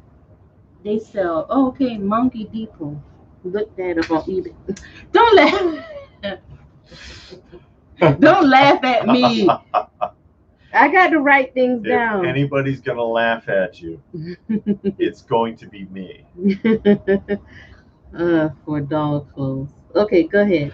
The guy says, I buy the acrylic cases for toys and comics, but grading I'm not a fan of. CGA makes great custom cases. Any Planet of the Apes Migo stuff in your collection? Love the live show. Thanks. See, I wanted those CGA, whatever, those custom cases, and we saw a person at those can be expensive too. yeah, at Joe Fest. Okay. You just send him the dimensions that you And need, he'll make one. or take a picture of what you want it in. Yeah. Like, cause you know how some box, like let's say the Battle Cat, it has like the layers, and they'll custom make it to fit that. Yeah. So. But I like those cases. Go ahead, I cut you. Planet of the Apes. I don't have any Planet of the Apes Mego stuff left. And again, you know, if you know the history, I had the entire Mego Planet of the Apes line boxed and carded, and that was part of the collection that was stolen. But I've never replaced any of it. Scooby-Doo had a van, ha ha ha. Yes, Jughead said that. Yeah, and the windows were usually fogged up, a little smoke coming out of the back. Robert's just a fan. What's your preference? 3-inch, 6-inch, 1/6 scale. I like the 1/6 scale. I like actually. 1/6. I like it because you can appreciate the detail better. You can see it stands out. It stands out more. The larger it is, the more it stands out. Yeah, that's why I don't get into GI Joe. They're too tiny. You can't appreciate it. The face, it doesn't have any good detail in the face. But as you get bigger, it seems like they can do more with the clothing, with the face, with the accessories, and all of that. Right, yeah. Yeah. That's also why I like the Gentle Giants, because the whole premise behind Gentle Giants action figures is that, you know, it's on the big giant card, and it's a 6 scale blow up rendition of the 3 3/4 inch figures. Is that when you were a kid, that's what it felt like. You know, trying to bring that memory back. Oh, Johnny says he sent me a link to that video. Okay. For CGC messing up that Superman #1. I'd be pissed. Zombie says, was your son able to recover any of your stolen toys back when it happened? No worries, if no reply. No, he didn't know anything about it. He's too young. But no, he didn't recover any of it. He doesn't know what happened to it. He remembers her packing stuff, but that's about it. He remembers her packing it up. Kenny, I think he misspelled something. Are you going to get the Gold Ninja, Arrival, Snake Eyes, and Storm Shadow 2-pack? Mego. Oh, the Mego. Okay. It said it must have auto-corrected his typing or something. It said, "Me gold. Are you going to get me gold?" Not me. Hey, they're always after me, Lucky Charm. David collects some. I like GI Joe packaging. I don't personally collect it. Traditional Hasbro. Yeah, I like the 1/6 scale stuff that's out there, but I don't personally collect it because that's not something I want to get into. Because when I get into lines, I go way down in there, and that's too far. So So I stay away. Yeah, from it. I've seen it. I don't know, and that's the same old argument with Mego picking up GI Joe now. That is 6, count them, 6 companies currently making GI Joe figures. Well, not 6 companies, but 6 lines. Yeah. Because Hasbro's doing 2 of them. They got the Classifieds, the Retro series. Then you got Super 7. Yeah. Then you've got Mego, Mezco, right? Mezco. Mondo. But Mondo's not making GI Joe. Oh, my bad. No, 3-0. 3-0 is doing 1/6 scale figures, so that's 6 currently making them. Plus, there will be more. And keep in mind also, and I mentioned this last time, that it's been leaked by Hasbro now that they're making a new GI Joe animated series. Hopefully it's good and more adult and dark. And, and hopefully, I want to say Skeletor, Cobra Commander isn't like a bumbling idiot. Yeah, that's the one thing that used to bother me about the other show. Even Skeletor, I hated that. I'm like, why don't they make them more like a serious villain? You know, why they always got to be like... Because if they're directing it at children, they've got to have a comedy relief. You can't have the villain be too scary. And, you know, there's some backward concepts about that sort of thing in the 80s. Yeah. You know. I want David to get the Super 7 GI Joes, because again, I like the GI Joe. I like the them way too. It looks. I like them too, but I don't want to get pulled in too many different directions. And I just crapped on Classifieds because I got tired of looking for them. I don't, you know, even if they are supposed to be more available now, I'm tired of chasing around after them. I don't want to do it. Well, if they come out with vehicles, I hope you get the vehicles, especially if they got a nice box art. Because I love the G.I. Joe box art, especially on vehicles and play sets. I love them. Yeah, he said it was supposed to say the Hasbro Ninja Rival 2-pack Snake Eyes and Storm Shadow. Yeah. Oh, Hasbro Ninja Rival? So Oh, the Hasbro's got doing another it. one? Okay. I didn't see it. I did not see that. Ecto-1. David, have you thought about building the Ecto-1? Eagle Moss makes the Ghostbuster 1/8 car. You built it and send the parts. Oh, wow. I've never seen that. Now, I've seen the Ecto-1 1/6 scale. I love that.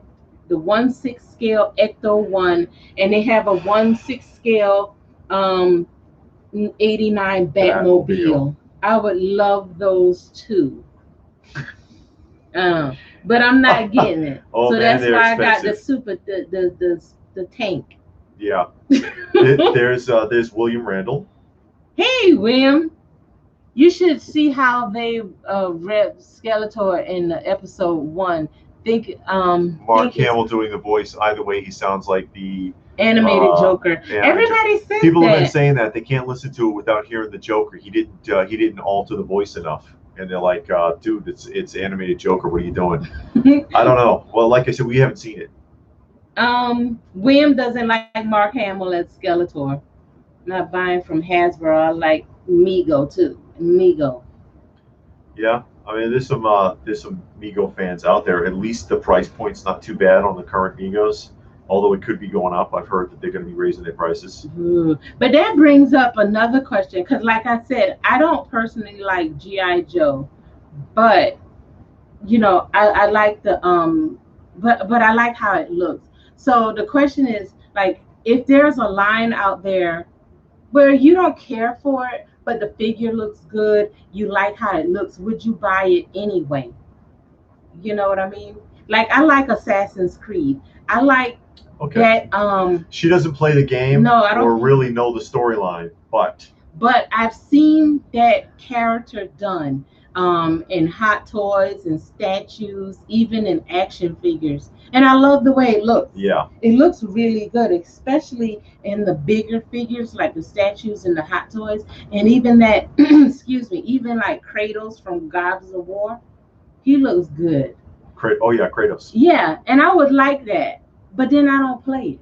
You know what I'm saying? Because they're video games. I don't play it. So it's like, do you buy something just because you like the way it looks, even though you know nothing about it? Oh, Steve is back. Hey, Steve, he had to take his dog for a walk. What kind of dog you got? We know, because we can see you too. Oh, no. GameStop is having a sale. Oh, okay. GameStop's having a sale on McFarlane DC Multiverse today, in case anybody wants to know. Thank you, Elomatic Prime. William says the overall story for the new Masters of the Universe series is interesting. Okay. Okay. We haven't seen it. We have not watched it. We don't have Netflix. Mittermach der Ritter. It's about the vintage box art. It's all about the vintage box art with Hasbro. Hasbro's always had a history of really decent box art for the G.I. Joe series, with the original stuff, even the Super Joe and the Ara. It's a tradition. I hope they don't ever break from them. They have strayed a couple of times with some of their incarnations, but they should always go back to that type of artwork. It's a staple of it. And for me, the aesthetics of the packaging and the artwork are a big part of it, to tie it all together, to give it some volume and some history. Okay, the fan says you won't get your heart broken if FASA fan? Yeah. What's that, the soccer team? I don't know. Isn't that FASA? Maybe. Whatever. The fan. The fan. You won't get your heart broken if you don't play the game or watch the show. Gilgamesh says there are anime statues I'll get just because of how they look, even if I haven't seen the show. I think if you enjoy the aesthetics of it, it doesn't matter. Yeah, because I really like the Assassin's Creed when he had on that white outfit. But then it's the same for like Snake Eyes and Storm Shadow. I love those two characters, especially who has it? I think it's Mondo, right? Who's it? Somebody just put out a 1/6 scale of it's 3-0. Sorry, Who? 3-0 of Snake Eyes and Storm Shadow. Yeah, this, And they look 3-0 is really doing good. that. Yeah, from the film versions, I think. Yeah, but they look really good, and I'm like, man, you know. Yeah, like Jughead says he doesn't play Warhammer, but he likes the figures. Yeah. So there you go. Yeah, yeah. And there's nothing wrong with that. Mm-hmm. I mean, if you enjoy it, then sure, why not? It's your money, folks. You do whatever you like with it. Don't let people tell you what you can and can't buy. Hey, you know, and I put this on something I had put. I put some clips from this. I put some clips from this film on our Open by Chance Facebook group. Open by Chance Facebook group, and that's Ricky O. Ricky O, the story of Ricky. It was a manga turned into an anime, turned into a live action in like 1991. It's what Mortal Kombat should have been. Has anybody seen this? Have you ever seen anything so crazy in your life? A Japanese movie, and it's insane. And to their credit, no CGI, of course, because it was 1991. But, you know, tearing people apart. The guy gets his stomach sliced open, and he pulls his own guts out and wraps it around dude's neck and chokes him, and crazy stuff in this live action.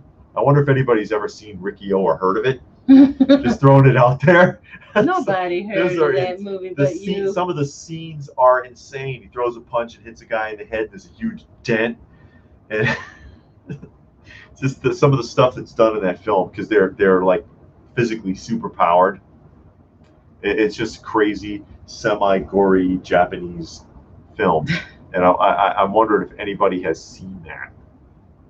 And Steve wants to know if there's anything coming out that we want to pre-order. I'm on the fence about a couple of things. You know, I'm on that fence, right? You live on the fence. Everybody, including her, is trying to convince me to get the HasLab Galactus. I don't know why you don't just go ahead and pull that trigger. They want me to get that. They want me to get the HasLab Galactus and the Mezco Fantastic Four set, which scales properly with that Galactus, so they would go together actually. The artwork is why Masters of the Universe toys are still a success, William Randall says, and FASA fan is explaining what FASA means. Publishing company from the 80s, Star Trek, the role-playing game, Battletech, etc. I'm a big FASA Star Trek fan. Okay, now that makes sense. That makes sense. Okay.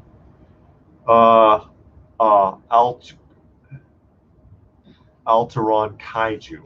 It says, yeah, it's entertaining to say the least. I think he's talking about Ricky O. That movie is crazy.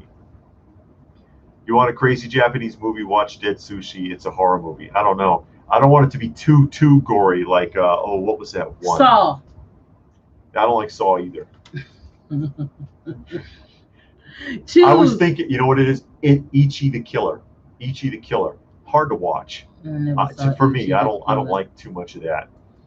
Edwin, choose a trip to outer space with Bezos, that's the Amazon guy, or a trip to your toy room see with David. Well, Bezos, for such a big ship, didn't stay up for very long. Oh, why you gotta be because of how the ship was shaped. They've been making fun of him since he launched that thing. I didn't see it. Oh, Master Maniac says Ricky is a well-known thing in Germany, as we have an affection for the Japanese culture. Okay, Captain Future, Aeon Flux. Okay, and there is Edwin. Edwin Vasquez. Hi, Edwin. Good evening to you and all my fellow chancellors. Yay, Edwin. Hey, Edwin. Edwin's sent us a few things in the past. Yeah, he has. Sent to our P.O. box. Did you get your slat walls? Did you ever get that up and running? Boy, phone freezing super hot. Oh, Rob's just having trouble with his phone. Heating up on you. Must be an Apple. I guess. I don't know. And there's Kaiju again. Tokyo Gore Police and Machine Girl is also crazy movies. Yeah. Oh, Johnny Future. Oh, Johnny Future said only stayed up for 11 minutes. No, So it what took did him it- 11 minutes to get up, but how long was he actually in orbit? He hope he stays in space. I know, I'm awful. I'm awful. Y'all are horrible. And then the first thing he does when he lands, virtue signals. Think about it. Stone Sour said we could use his Netflix account, watch the Masters of the Universe. Oh no. And then I'd be forced to do a review of it. People get mad at me. Oh, Steve says, do you have any plans on when you guys hit 1 million subs? I'll have a giveaway. And if you weren't here when we talked about it earlier, watch out for a video coming up here shortly for our 6,000 subscriber giveaway, because we're almost at 6,000 subscribers. And as a prelude to that, I am giving away a Steve Scout. Kenner Steve Scout, mint in the box. He's unplayed with condition. Kenner and Scout points still attached. So I'm going to be announcing that. Watch out for that video with the official announcement, just giving everybody a preview here really quickly for our 6,000 subscriber giveaway. Oh, okay, he want an unpainted slat board, but you can paint that slat board. Yeah, because it's got a vinyl coating. You can do whatever you want. Yeah, regular paint or spray paint. We spray painted ours. Let's see. Robert Josephan want to know what kind of car was in Supernatural. I don't know. I know it was a muscle car, but we didn't see Supernatural. But I have seen the car, but I don't remember what kind of car it was. Yeah, Kenny wants that Galactus too, but it's expensive. It is. It's going to be $400 plus tax, and the Sentinel was expensive. The all of that stuff was from HasLab is expensive. I read Gilgamesh comment. That's sad. It says a buddy let him use his Netflix for a while just so you have someone at work to talk to about shows. Poor guy. That is lonely. But if you watch the show, you can connect with him or something like that. See, that's what William is saying. What do you expect from a guy who makes a ship look like a pee-pee? You know what? I think the reason he did that is because that's what Dr. Evil's ship looked like from Austin Powers. Because people have compared him to Austin Powers several times. To Dr. Evil.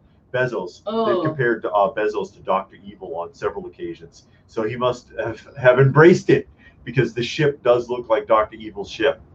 Thor wants you to remind him who Steve Scout is, because he wasn't in here when you were explaining it before. Yeah. In 74 and 75, and this is the earlier edition, Kenner had a contract with the Boy Scouts, officially licensed Boy Scout and approved action figures and toys. And Steve is the main character in the line, and they come with a little comic book inside, like right here. This is the comic, and it is a picture of it. And they made all these play sets. They made more play sets than just this, but they only actually made 5 figures: Steve Scout, Bob Scout, and then Bill and Dave, which are Cub Scouts, which are smaller figures. He's technically a 6th scale, fully articulated figure. And there was Bill Scout, but Bill Scout was a mail away, and that's what you cut these points off for, which is why they're often missing from the box. You very often see boxed Kenner Scout stuff with all the points and the Kenner point missing. But he's in here. The box is not sealed. You could open this, but he's unplayed with in here. And it's just a really cool vintage piece of toy history, basically. So that will be the 6,000 subscriber giveaway. Robert said he remember a figure from Smokey and the Bear. He had it. That had to have been from Ertl then, if it was an action figure. Ertl, they did action figures. I thought they only did cars. They made little 2.5-inch die-cast action figures also. Oh. They did Burt Reynolds from Smokey and the Bandit. How old is the Scout figure? This one was made in 74, I believe. 1974 General Mills. So old enough. Edwin said he watched a video about from a guy about the top 5 reasons he's going to buy Galactus. The one that stands up for me, regret. Mm. Regret, probably because there was other stuff that he wanted to get Yeah. from them, like the Sentinel, like the Unicron. A lot of people regret not getting that Unicron now because aftermarket it's astronomical. But just because people are asking a lot for something doesn't mean it's worth that. Always think of that. Oh yeah, he's nearly 50, by the way. Almost 50 years old. I think it's like what, 47, 1974? 47 years, right? What? Come on. I didn't listen. I didn't listen. Math. I wasn't paying attention to what you were saying. Math. Because you were talking about I blinded her with science. The video about the guy in regretting, and then you jumped into 50 years old, and I'm like, what? I'm answering questions. I'm tempted on buying some Tyco slot cards. Okay. They have the Dukes. That's right. The Barn Buster set, right? And the Night Rider. Yeah. Those are cool. Hard to find in working condition. Nice artwork on the boxes. Yeah, if you can find it complete. Inside, YouTube constantly updates how many is watching now, but it still says the video started 5 minutes ago. Really? YouTube does all kinds of screwy stuff. Like if you look, like when we look it up from the outside for the premiere, it says starts at 10 p.m. 10 p.m. where? The United Kingdom? You know, where do you think we are? Because it very clearly on my end says 6 p.m. Eastern Standard. They've started showing the Galactic stretch goals. It's going to be his different heralds. Oh God! What's stretch goals? If they go beyond, because they want a minimum of 1,400 investors, because this is an investment thing. If they don't reach 1,400, they're not going to do it at all. If they pass that, they're going to add something extra as a bonus for all the people involved. Is a thank you to the fans. So they're going to make extra figures to go with him as a stretch goal, which is cool. I like that idea. Robert wants to know where my mom is. She's on vacation. She's up in Tennessee in the mountains. Her and a friend. Yeah. They're up there they've been there for a week. My son popped in here once also. Yeah, my dad was in here the same night my mom came in. He's at home by himself now. He's probably asleep. And Zomb remembers Blinded by Science. That was a one-hit wonder from the 80s. I love one-hit wonders. I love one-hit wonders too. Some of the best stuff. Yeah. And you know what? And it's okay. The whole album is crap, but they got that one good song. But at least they got that. Some people never even do that much in life. Yeah. And or like the most infamous one-hit wonder of all time. Jenny. That's right. They had to cancel that phone number. That phone number. Only about 5 or 6 years ago, that number was released again. And they sold them at auction in different area codes across the country. That is a big impact. Yeah. That's probably the greatest one-hit wonder ever. Zombie started watching Visionaries. We pulled up some old. And that's another one. I don't mean to cut you off. When I was talking about this earlier, that's another one. The toys weren't selling, and they killed it because there's only a few episodes, right? I think there's not even a season. But the toys weren't moving off the shelves fast enough, and Hasbro had that, and the Hasbro was like, shut the show off and don't make any more. And that's what happened. That's why all your favorite shows and toy lines disappeared in the 80s. They weren't cutting it. Yeah, but we pulled up some. Tubi has a lot of the old classic cartoons, so we got it saved so we can start watching it on our weekly programs. So that'll be cool to watch. Just some old Saturday morning and after because we love that. We love the old culture. Yeah, and we'll watch some here and there, just to see if we can remember, what it's about. It's like, wow, I forgot all about this. Like Dungeons and Dragons. We watched one episode. That was actually not bad. And they did the same thing to that. They cut it right off. They didn't even really end it. People were so upset about it, but the toys weren't selling, and the company said, screw it, and cut it off. That's what happens. But we don't binge. We watch an episode at a time and take our time with it because we get all the time in the world. Why not, right? Yeah. Just sit there and enjoy it. We love reaching back and reliving some of that stuff. Master Maniac wanted to know, did your son bought some more cool figures instead of flowers for Dad? I never got flowers from him. But he might be talking about that unboxing, because just recently I put up an unboxing from him. Warren, he was in the neighborhood, so to speak, and he brought me a box, and it said Boxo Bass on it, and the whole thing was full of Marvel Legends Build-A-Figures. And I did an unboxing with that, and that was really nice. That was fun. I like to get a ROM, even though. Oh, ROM Space Knight, yeah. Oh, okay. You know what kills me about ROM Space Knight too, though? What? I remember when they couldn't give those away. When I was doing the Great Eastern Conventions and stuff in the 90s, and I remember dealers with cases of ROM, and they couldn't get $20 a piece for them in the box. How much are they now? How much are they now? You never know. There's Crumb. Hi, buddy. Jughead says that that Galactus is the target is 14,000. 14,000? That's what he's saying. I thought it was 1,400. Maybe I read it wrong. Maybe I read it wrong. Yeah, hopefully they get that, because David ain't trying to budge. They'll hit their mark, because they've hit it with every other piece they put on HasLab, as far as I know. Johnny Future, speaking of songs, do you remember the first video you ever saw on MTV? His was "Need You Tonight" by NXS. Jump. By Van Halen? I never saw it on. I saw it on Friday Night Videos on NBC, because I didn't have MTV, no cable. Yeah, but we didn't have cable. Friday Night Videos, when that became a thing, the very first video I saw on Friday Night Videos, when I snuck and stayed up and watched it because I wanted to see music videos, was "Jump" from Van Halen, which is not as great of a song as they want you to believe.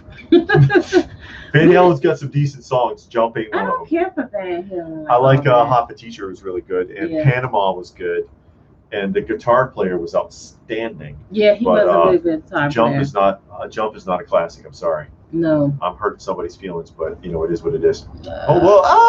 Zombie said Dungeons and Dragons, awesome tune, 80s enough, voiceover, Ralph Moore. Oh, okay. Okay.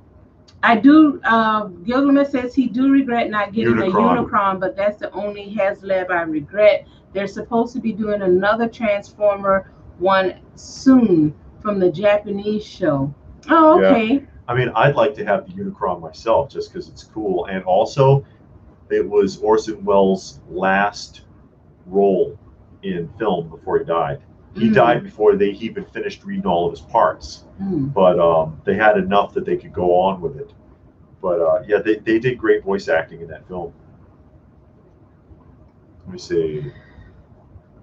Robert's just a fan. I was also fond of Big Track. That thing was like Rubik's Cube. You needed to put 1,500 codes into it. Big Track. Oh, is that the one with the keypad on the back of it, and it was supposed to follow your commands? No. The Legends was so cool. Great video. Yeah, Robert saw the cat. He's sitting down here. I don't know where the girl is. Yeah, the window's open, so he's sitting in the window. A YouTube fan made final episode for Dungeons and Dragons. Yeah, we're gonna pull it up on YouTube and watch that. Thinking about getting Galactus. Oh, Ron is. Yeah, I mean, like I said, I'd like to, but you know, you can only get spread so thin. Cosme says, what do you think about the Amigo Hasbro collaboration? Well, yeah, we talked about that a couple of times tonight. I'm wondering if they're not stretching things too thin, because now you've got 6 on the market right now available for order or pre-order, 6 different lines of G.I. Joe figures. How many do you need? How many do you need? I mean, I'm sure it'll appeal to some people because it'll be cheaper. I hope that, Kitty, get out of here. I hope that they don't cheat the fans on the box art. Hasbro has a legacy of great art on most of their G.I. Joe product, and Mego, the modern Mego, has a reputation of being kind of cheap with their box art, with their card art. So I hope they don't cheat fans on that. But I mean, it's an interesting, inexpensive alternative for people that are into Mego and Mego style action figures. Edwin wants you to go over the scale system in inches. Scale system with the inches? Yeah. What do you mean? Like 1/6 scale, how many inches? 1/12 scale, how many inches? Oh, 1/6 scale would be roughly about 12, and 1/12 scale would be about 6.5 inches or so, between 6 and 7 inches. 1/4. 1/4, that would be a 3 3/4 inch, and that'd be 1/18 scale. No, a quarter scale statue. He said go over the scales in inches. You're messing with me. I thought you were. That's what the thing is. I thought you meant 4 inches. 4 inches. And what 1/4 scale would be like 16 to 20 inches. Yeah, a lot of statues are going 1/3 and 1/4 scale. Yeah, well, 1/4 scale was the standard for a while. 1/4 yeah, and 1/5. Now it's 1/3. Now it's 1/3, half scales, and they're getting bigger and bigger. Chris Jughead Grayson says jump. Crisscross will make you jump. That was their one-hit wonder, actually, because the rest of this stuff wasn't that good either. But that song stands out. Yeah. Orson Welles was the best radio show, The Shadow. Yeah. I like. Who knows what evil lurks in the hearts of men? The Shadow knows. We watched for a while just the radio dramas. You remember when listened to them? Yeah, rather. listen. Yeah, it's pretty cool because there was nothing to watch. But that was cool. Listening to those dramas, and they have a bunch of them on YouTube. William says, question for David, why don't you like the Super 7 reaction figures? They're just like the vintage Star Wars figures. Not really. I mean, I really don't like the way they look. I get what Super 7's doing with it, but they're making it look cheesy on purpose as a homage to the old 80s style. But even most of the time in the old 80s style, they didn't get that cheesy with it, with how cheaply made they look. The card art is fantastic, but the figures themselves, I don't know. I mean, there are a few where I was like, yeah, I might get that, but I just didn't jump off on it and kind of let it go. But it's just a matter of taste. Robert, yeah, it was a good ending for Dungeons and Dragons. Did you see the live action Brazilian commercials? They were good too for Dungeons. We only watched like one episode so far, but it's on YouTube, and we're gonna add it in. So we're gonna, work that in as time goes by. Yeah, Robert says that's crazy. First No Joes, now a zillion of them. Yeah, and there'll be more. There will be more, and I'll bring it up again since it came up again. Hasbro has leaked that they're doing another animated series, and guess what? That means another line of figures, guys. Think about it. Yeah. Oh, technically 7, because he just reminded me the reaction figures is yet another line. So because they have the ultimate and the reaction. The ultimate and the reaction, which means that there's 7 different lines of G.I. Joe figures available right now, with Mego jumping on board. Mego makes it number 7. It says, Steve, with all these toys that are coming out, do you think there will be a crash in the toy market? We did a video on that not too long ago about, we did. About the bubble bursting. Eventually, there's too much new stuff, and people can only allow themselves to get divided so many times, and then they're just going to pull in, and they go, you know what, I'm sick of this. And I've heard of that happening with people. I've heard of it a lot actually with NECA and with Funko, where people are like, I can't do this anymore, and they've literally sold the entire collection because they've been so fed up with these companies and just bottomed out, which I don't understand that. You liked them for a reason. You may as well keep the stuff. But as more stuff gets pushed out, how do you set a value? After a while, you're not going to be able to set a value on any of it. It's not going to retain its value, And in the future, 50 years or so from now, when people are looking for, let's say, Masters of the Universe is still interesting to people in 50 years, what do you think they're going to be looking for? You think they're going to be looking for Revelations figures, or do you think they're going to want the original 80s Mattel stuff?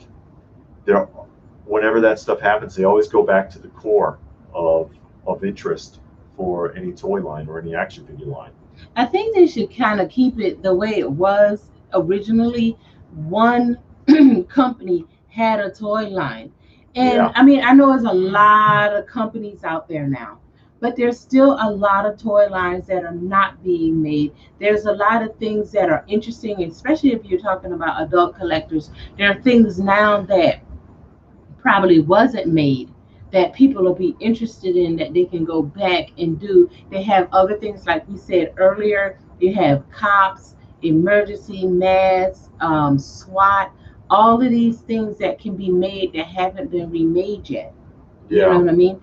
So it's a lot of stuff for them to be going after. It's like all of these companies want to do the exact same thing at the exact same time, and it's going to wear people out. Yeah, there's only so many different directions you can get pulled in. And like you said, and that's an argument I've used a few times, back in the old days, one company, they had their license and they made that. Now they sublet the franchise to all these other companies, and everybody makes it. Mm. And who was saying that? Somebody up here. I just wanted to catch that. Kenny says that Mego 2-pack is almost $70. That is outrageous for Mego.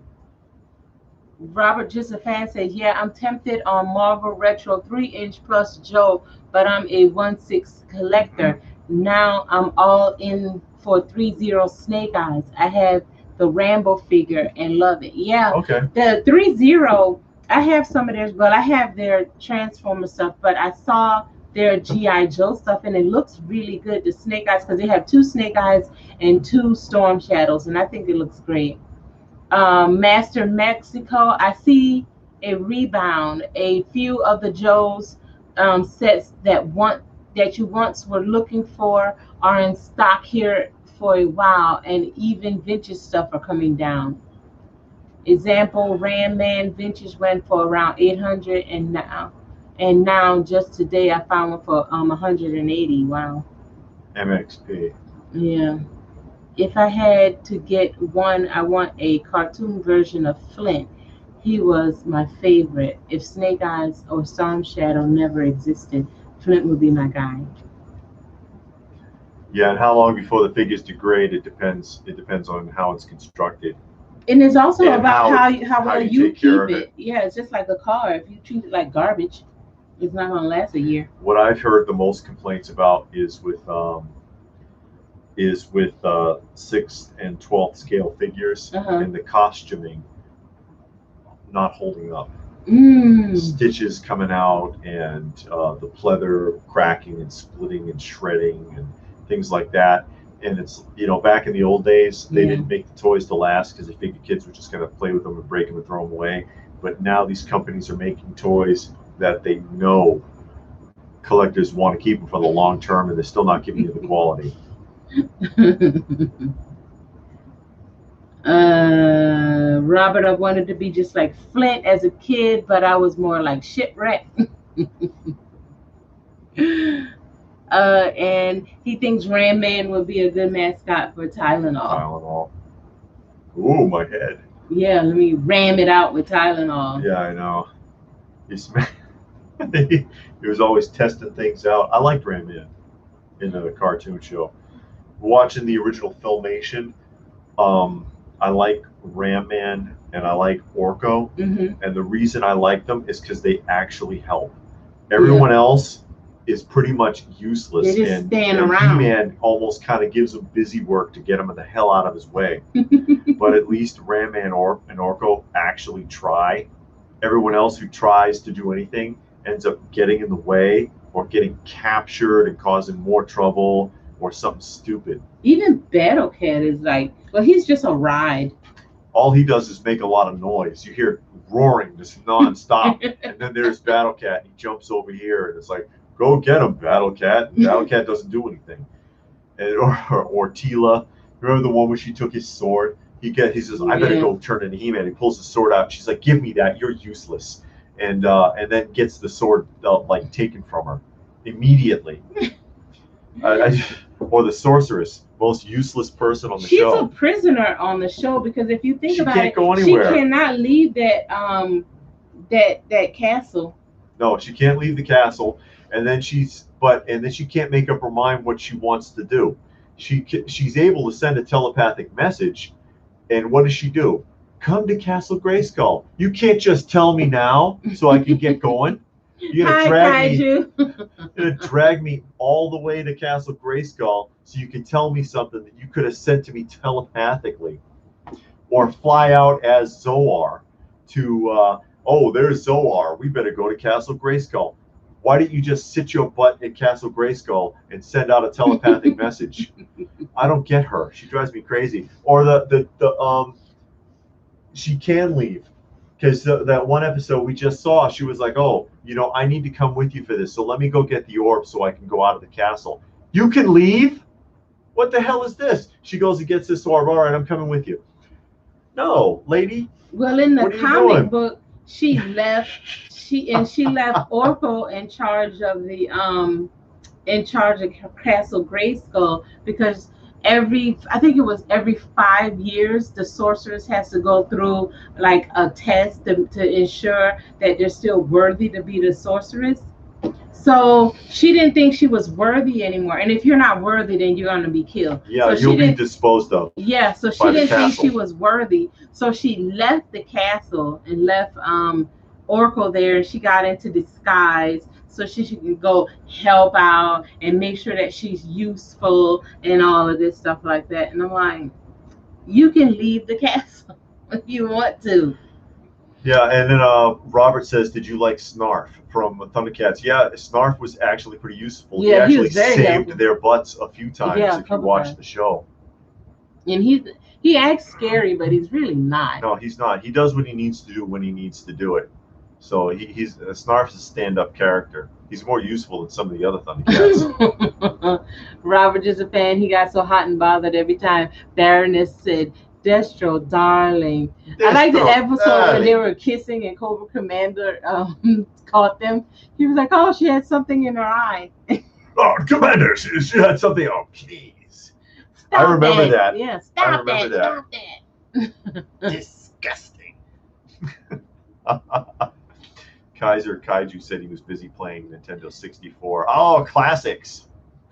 Nintendo 64. Dan says, if He-Man can transform Cringer to Battle Cat, who else do you think it would be fun for him to transform? Probably Teela into somebody useful. She's pretty useless in the filmation. I don't like Teela. I mean, I never, I don't. And everybody, Teela's great and awesome. I never liked her in Filmation, and she was even worse in 200X. Uh-huh. She was just always whiny and snivelly, always talking down to Adam. She was always doing her even own to thing. The point of getting corrected and they wrote that into the show. Yeah. There was a couple of times where they were there and Adam, oh, sorry, I'm late, running into see the king and queen, and she says something under her breath, and Man at Arms would be like, hush, child, not here, because she was out of line speaking out of turn like that, and he told her to be quiet. Let me see, where was I? Oh, who else would it be fun for him to transform? Orko? Into what? Like a Super Orko, come on. Yeah, sorcerer that magic works.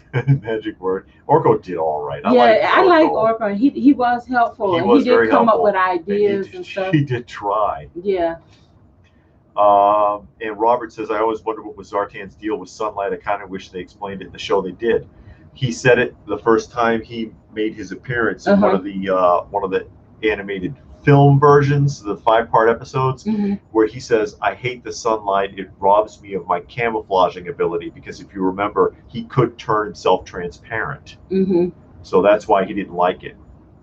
Robert, I love Evelyn. I really like her character in 2000 show, where there was so much to her character. She was in love with Skeletor. Yeah, her and Skeletor had a child. Her and Skeletor, I don't know if they got married, but they had a child together. I can't remember the name. In the newspaper strips. No. When? In one of the canons, one of the lines, they had a child together. I can't remember the child name. And then also she was the daughter of one of the councilmen of Grayskull. I got his figure too. I can't remember his name right now, but he was a councilman, and to be rebellious to him, she became evil, and because her name was like Evelyn, and she became Evil Lynn. Evil, yeah. She just kind of Yeah, because she was being a brat. Yeah, basically, being rebellious. Yeah, being rebellious towards him because she wanted something to go her way. It didn't, so she did all that. But in 200X, if you watch it, she did a lot of things that she knew would really upset him. To throw Skeletor off because she really didn't want to be all bad. And that came out a couple of times. And if you read some of the other stories, it says that she ain't really trying to do nothing. She just want to be rebellious towards her dad. In other storylines. Okay. Kaiser wants to know if I played Donkey Kong on 64. I don't know if I have Donkey Kong on the Nintendo 64. I don't know what you got over there. I haven't messed with that 64 in a long time, actually. Jughead wants to know if David was their child. Evelyn and Skeletor. Yeah, they had a child. I think I actually had the figure. I cannot remember the child name, but they did get married. They had a child and everything, just like Tila and He-Man had a child, Hero. Mm-hmm. And Rat 607, She-Ra is He-Man's cousin? No, it's his twin sister. Yeah, Adora and Adam are twins. Who, for some reason, they abandoned on some random planet in the middle of nowhere. Their own planets. Yeah. Rakeem Watkins says, hey. Hey, Rakeem. Welcome aboard. So, yeah, they remember, She-Ra was thrown together. If you watch The Toys That Made Us, they talked about that extensively, that the Mattel Boys Division was cleaning up on He-Man sales, and the Girls Division, they came up with the whole She-Ra concept to have competition within the company.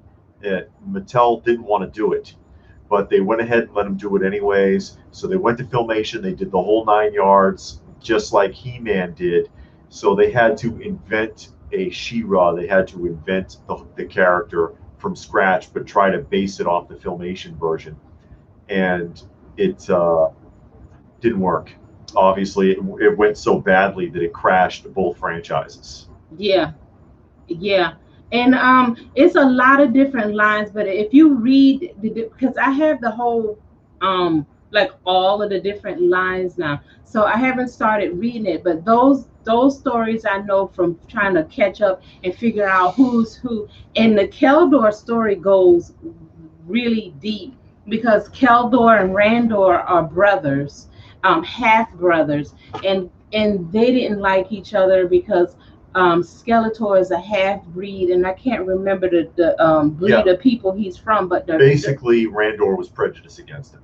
Yeah, because he's from a blue-skinned line of people. His mother was some, and I can't remember the name, but his mother was a blue-skinned woman, so he's like a half breed of that. Dad got around. Yeah, and Keldor is the rightful heir to Eternia. And that's what the fight is actually about. And that's Keldor is only mentioned once in the original Filmation series when Skeletor says if they find out about the secret behind Keldor, I'm finished. Mm-hmm. But Skeletor, technically, he's not really the bad guy. He just wants his birthright back. Yeah. It's kind of funny how that works out. Jughead says, do you think She-Ra killed Motu? According to all of the Mattel executives that they interviewed in the Toys That Made Us documentary, yes, that the She-Ra line destroyed the entire concept. And the toy sales went right in the bucket. You say we went from making hundreds of millions on toy sales to like $15 million almost overnight. Because when the girl line came out, the boys' toys stopped selling. And then Mattel shut the whole thing down. Dan was asking, did we make a trip to California to the Masters of the Universe convention? No. We never been out. I don't know if it would be even worth it, to go all the way out there and hotel accommodations and the show costs and everything. I don't know if it would be worth it. I mean, it'd be fun to check it out and film it and But they everything. usually have it during the same time as SDCC, I think. Do they? Yeah, because I remember when Super 7 had the license, MOTU license, they would always put something out during PowerCon, and it was always the same time as San Diego Comic Con. So I think it runs about the same time. So you can knock out two birds with one stone. And Gilgamesh says Skeletor was half Smurf. If he was half Smurf, he'd have a better attitude. Smurfs are awesome. I love the Smurfs. And Rakeem wants to know if I saw the Jada Metal, General Mills, Frankenberry, and Count Chocula. Like, yeah, I'll be showing those on the next roundup. Yeah, they actually look good, and I'm glad they're the bigger ones. I actually love Jada Metals, and I have some of their figures. I think they do a way better job than Funko does. Better articulation, better sculpt. Oh no, these aren't going to be the metallic. These are going to be actual jointed action figures. Oh, okay, they're not. She hasn't seen them yet. I've seen them, but still, I like them better than Funko. He-Man's mother is from Earth. Yes, He-Man's mother is from Earth, but Randor had not Randor. Keldor and Randor are half brothers, but yes, He-Man's mother, Marlena, is from Earth, and she crashed on Eternia. And Johnny says there's no such thing as a bad guy anymore. Now they're called misunderstood. Yeah, right. Yeah. Well, you know what the thing is, though? When you're a kid, they're the bad guy. When you grow up, you identify with them. Yeah, because you totally understand what they were up to. It makes more sense. Like, oh God, what is it? A Bushwhacker?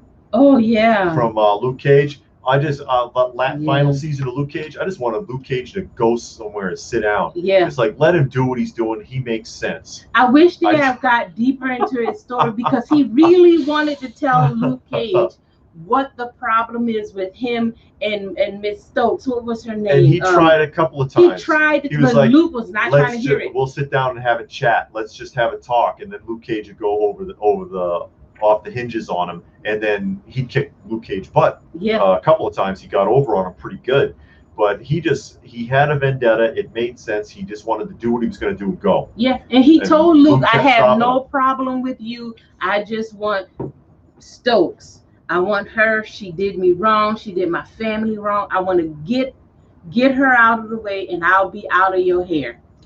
Oh, Fasafan, thank you. Skeletine is the son. And, and the race is Gar. Yeah, that's right. That's right. Gilgamesh Dark Horse's art of He-Man and Master is an amazing book. I have that book. Yeah. I have that book. I got a lot of their stuff. Go ahead. Sorry. No, go ahead.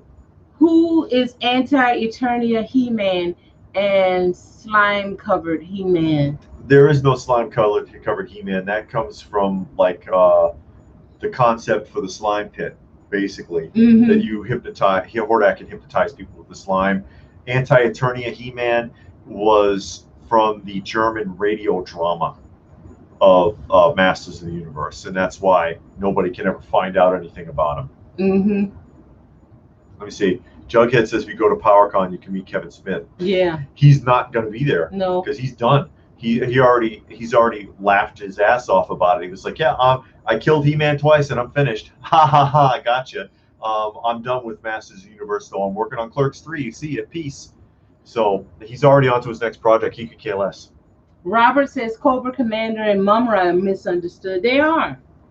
They're very misunderstood. If you understand Cobra Commander better if you see the movie, the animated film from like 87, and you understand that Cobra Commander was doing what he was doing because he was under orders from Cobra Law. He could have cared less. Yeah, he don't want to be bothered. No, and then Mumra is very misunderstood because Mumra is a slave to the ancient spirits of evil that control the pyramid. He has to do what they say. There's actually some pretty sad scenes with him pleading with them. He just want to sleep. He could care less about the Thundercats ultimately. Yeah, he's only doing that because those what is it? Well, councilmen, the ancient spirits, the four spirits, are bugging him to get rid of them. Yeah, and he's a lot more formidable. At least he's not a bubbling idiot like Cobra Commander. And he can beat the Thundercats. He has beaten them several times. They know his weakness, which is showing his reflection that's the only thing that stops him. Yeah. Other than that, he gets them every time. He sneaks into the cat's lair. He snuck into the cat's lair under wearing disguises like 6 times. Yeah. Slap Lionel in the face. And that was a good one. Man, that was so funny. The Excalibur one, where he was pretending to be King Arthur, and he gets off the horse and steps on Lionel's shoulder. Oh, my apologies. Or when they're talking about the swords, and he takes his gloves off and smacks Lionel across the face, and Lionel's like, "Oh!" He just look. He don't even know what to say. That was hilarious.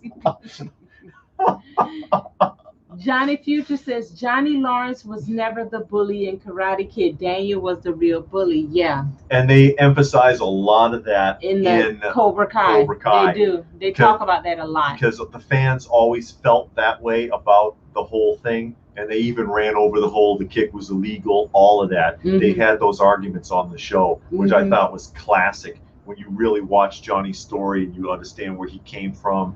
Yeah, he was a rich kid, but he was miserable. He was being abused by his father. There was all kinds of weird and terrible stuff going on.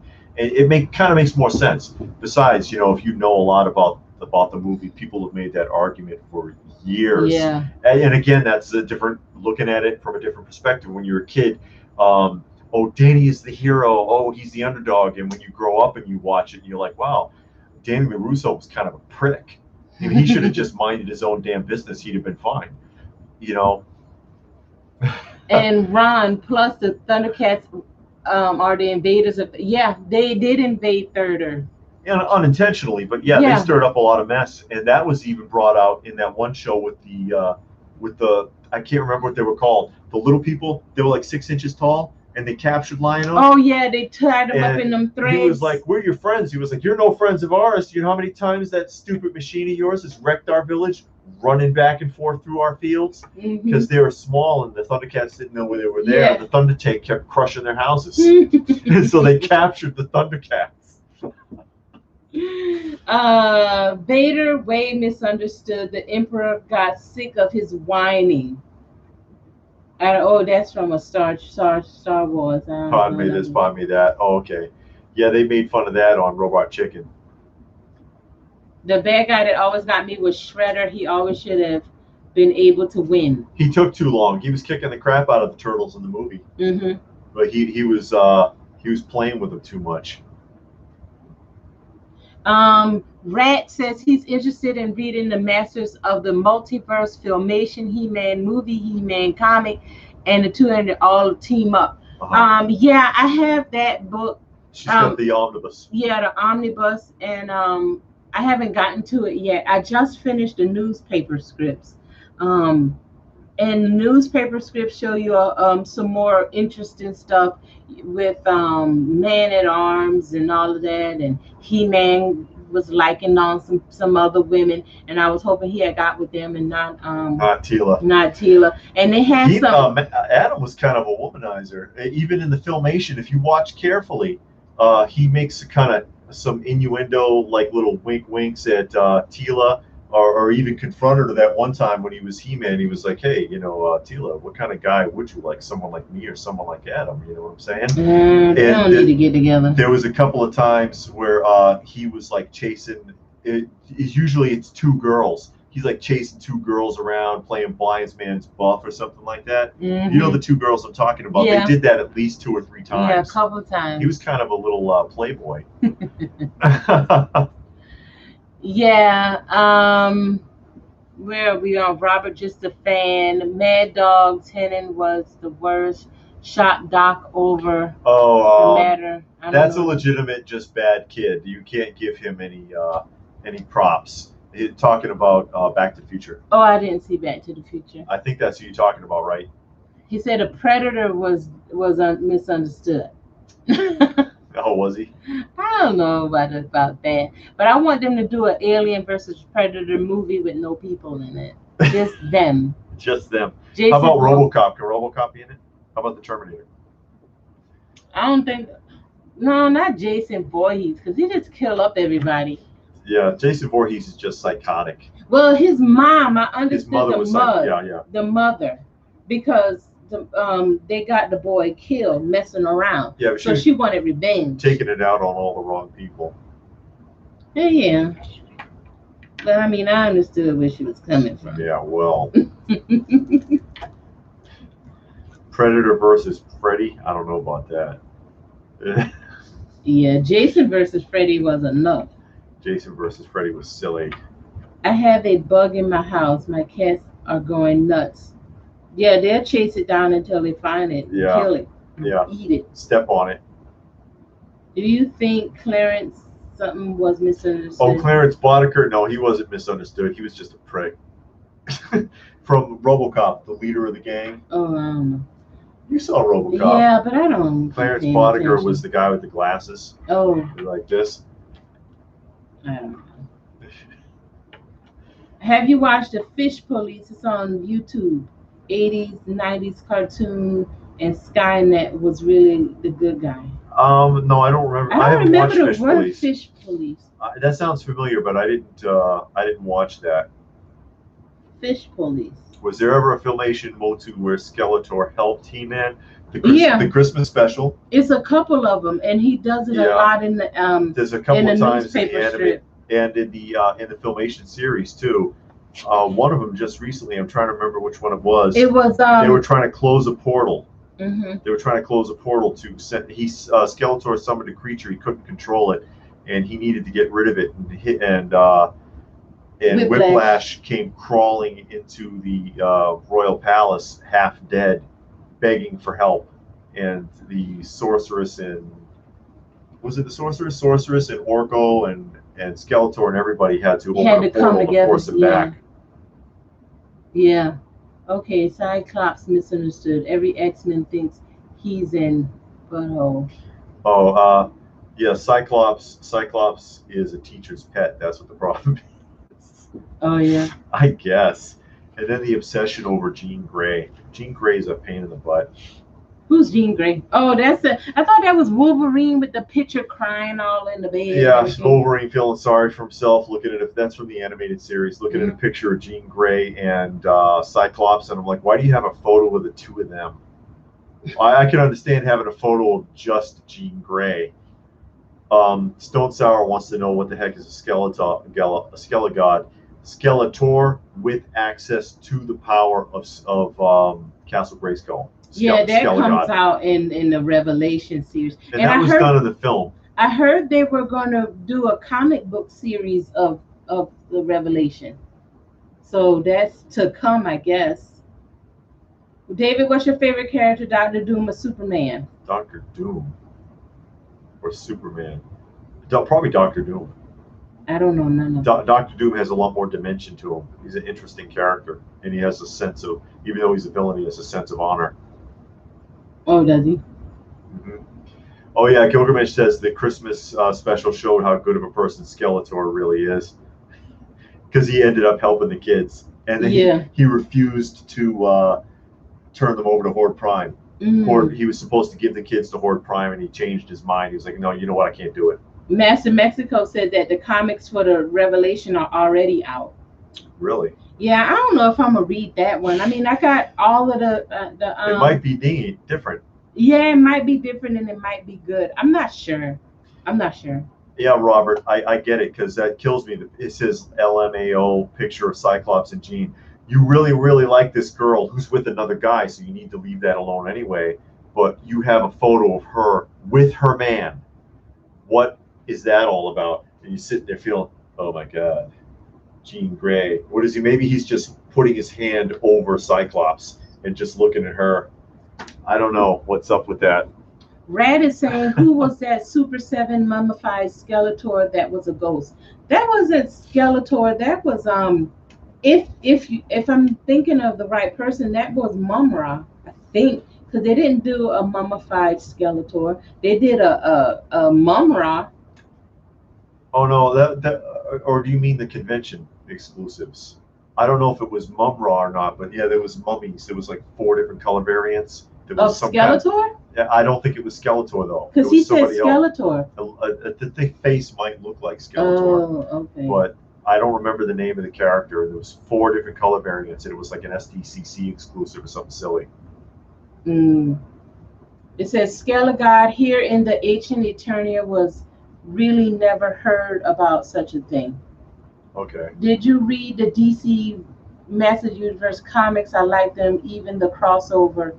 Like I said, I have it. I haven't read it yet. I just finished the newspaper scripts, and then I'm moving on to Swamp Thing, and then after Swamp Thing, I'll read the Masters of the Universe again because I got them in an order. So Swamp Thing is next, and I'll start that this week.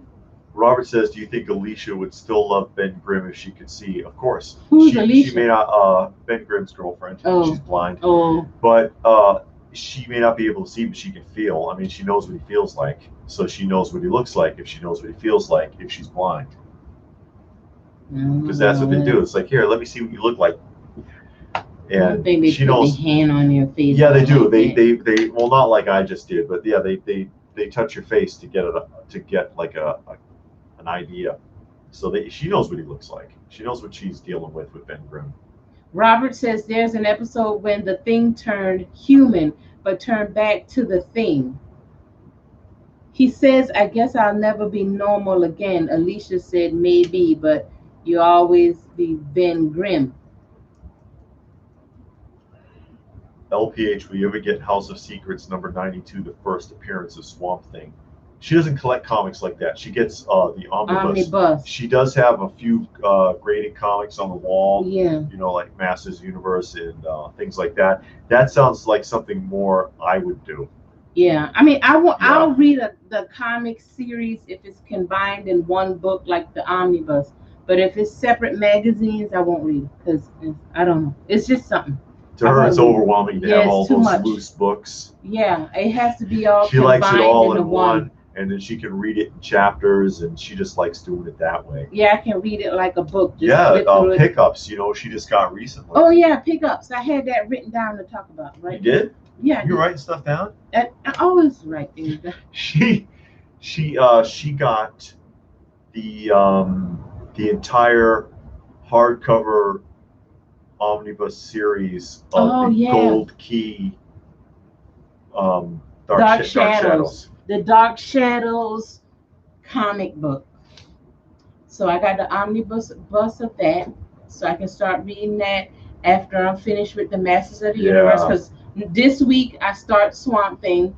After that, I start the Masters of the Universe, which is the multiverse, and it's like a couple of other things in there. And then I'll go over to the Dark Shadows. So I'll be reading that, and I'm excited about that. And I also got the it hasn't come yet, but the Dark Shadows newspaper script. Yeah, because there was one. Yeah, there was for a year. It was a newspaper script for a year, so I got that. So, people don't realize, because it's gone into the past, how popular that show was, to the point where they got the actor, I can't think of his name, who played Barnabas. Jonathan Freed. Yeah, Jonathan Freed used to actually like grand marshal parades and stuff like that. He was a very popular actor from that series, and that show was hot. You know, people loved it back in the day. Yeah, Johnny says that's the way he's building a collection of omnibus collected editions. Yeah, I mean that's the only way I'll read it. Because for me it just seems easier if it's all together. Then you just read it like it's a book, like a novel or something.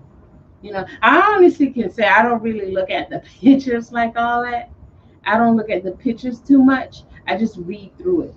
And I get it. Like some of it, if it's talking about something particular, I might look at the picture. Try to enjoy some of that art. Some of the art's kind of, it depends on who did it. But some art is really good. Some is kind of blocky. Yeah, simple. The newspaper ones that get kind of sketchy because it's all kind of blurry. Some of it, but some of it is good. I'll look at it a little bit, but not too much.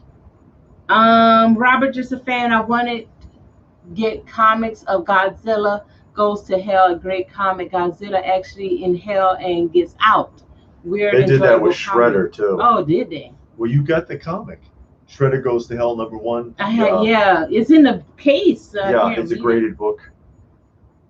The guy NECA needs to make a Dark Shadows Barnabas Collins. They do. The 66 one, not Johnny Depp, correct? Yes. She wants if it existed and if she ever got a custom, that'd probably be it, a 6th scale Barnabas Collins. Yeah, I want that.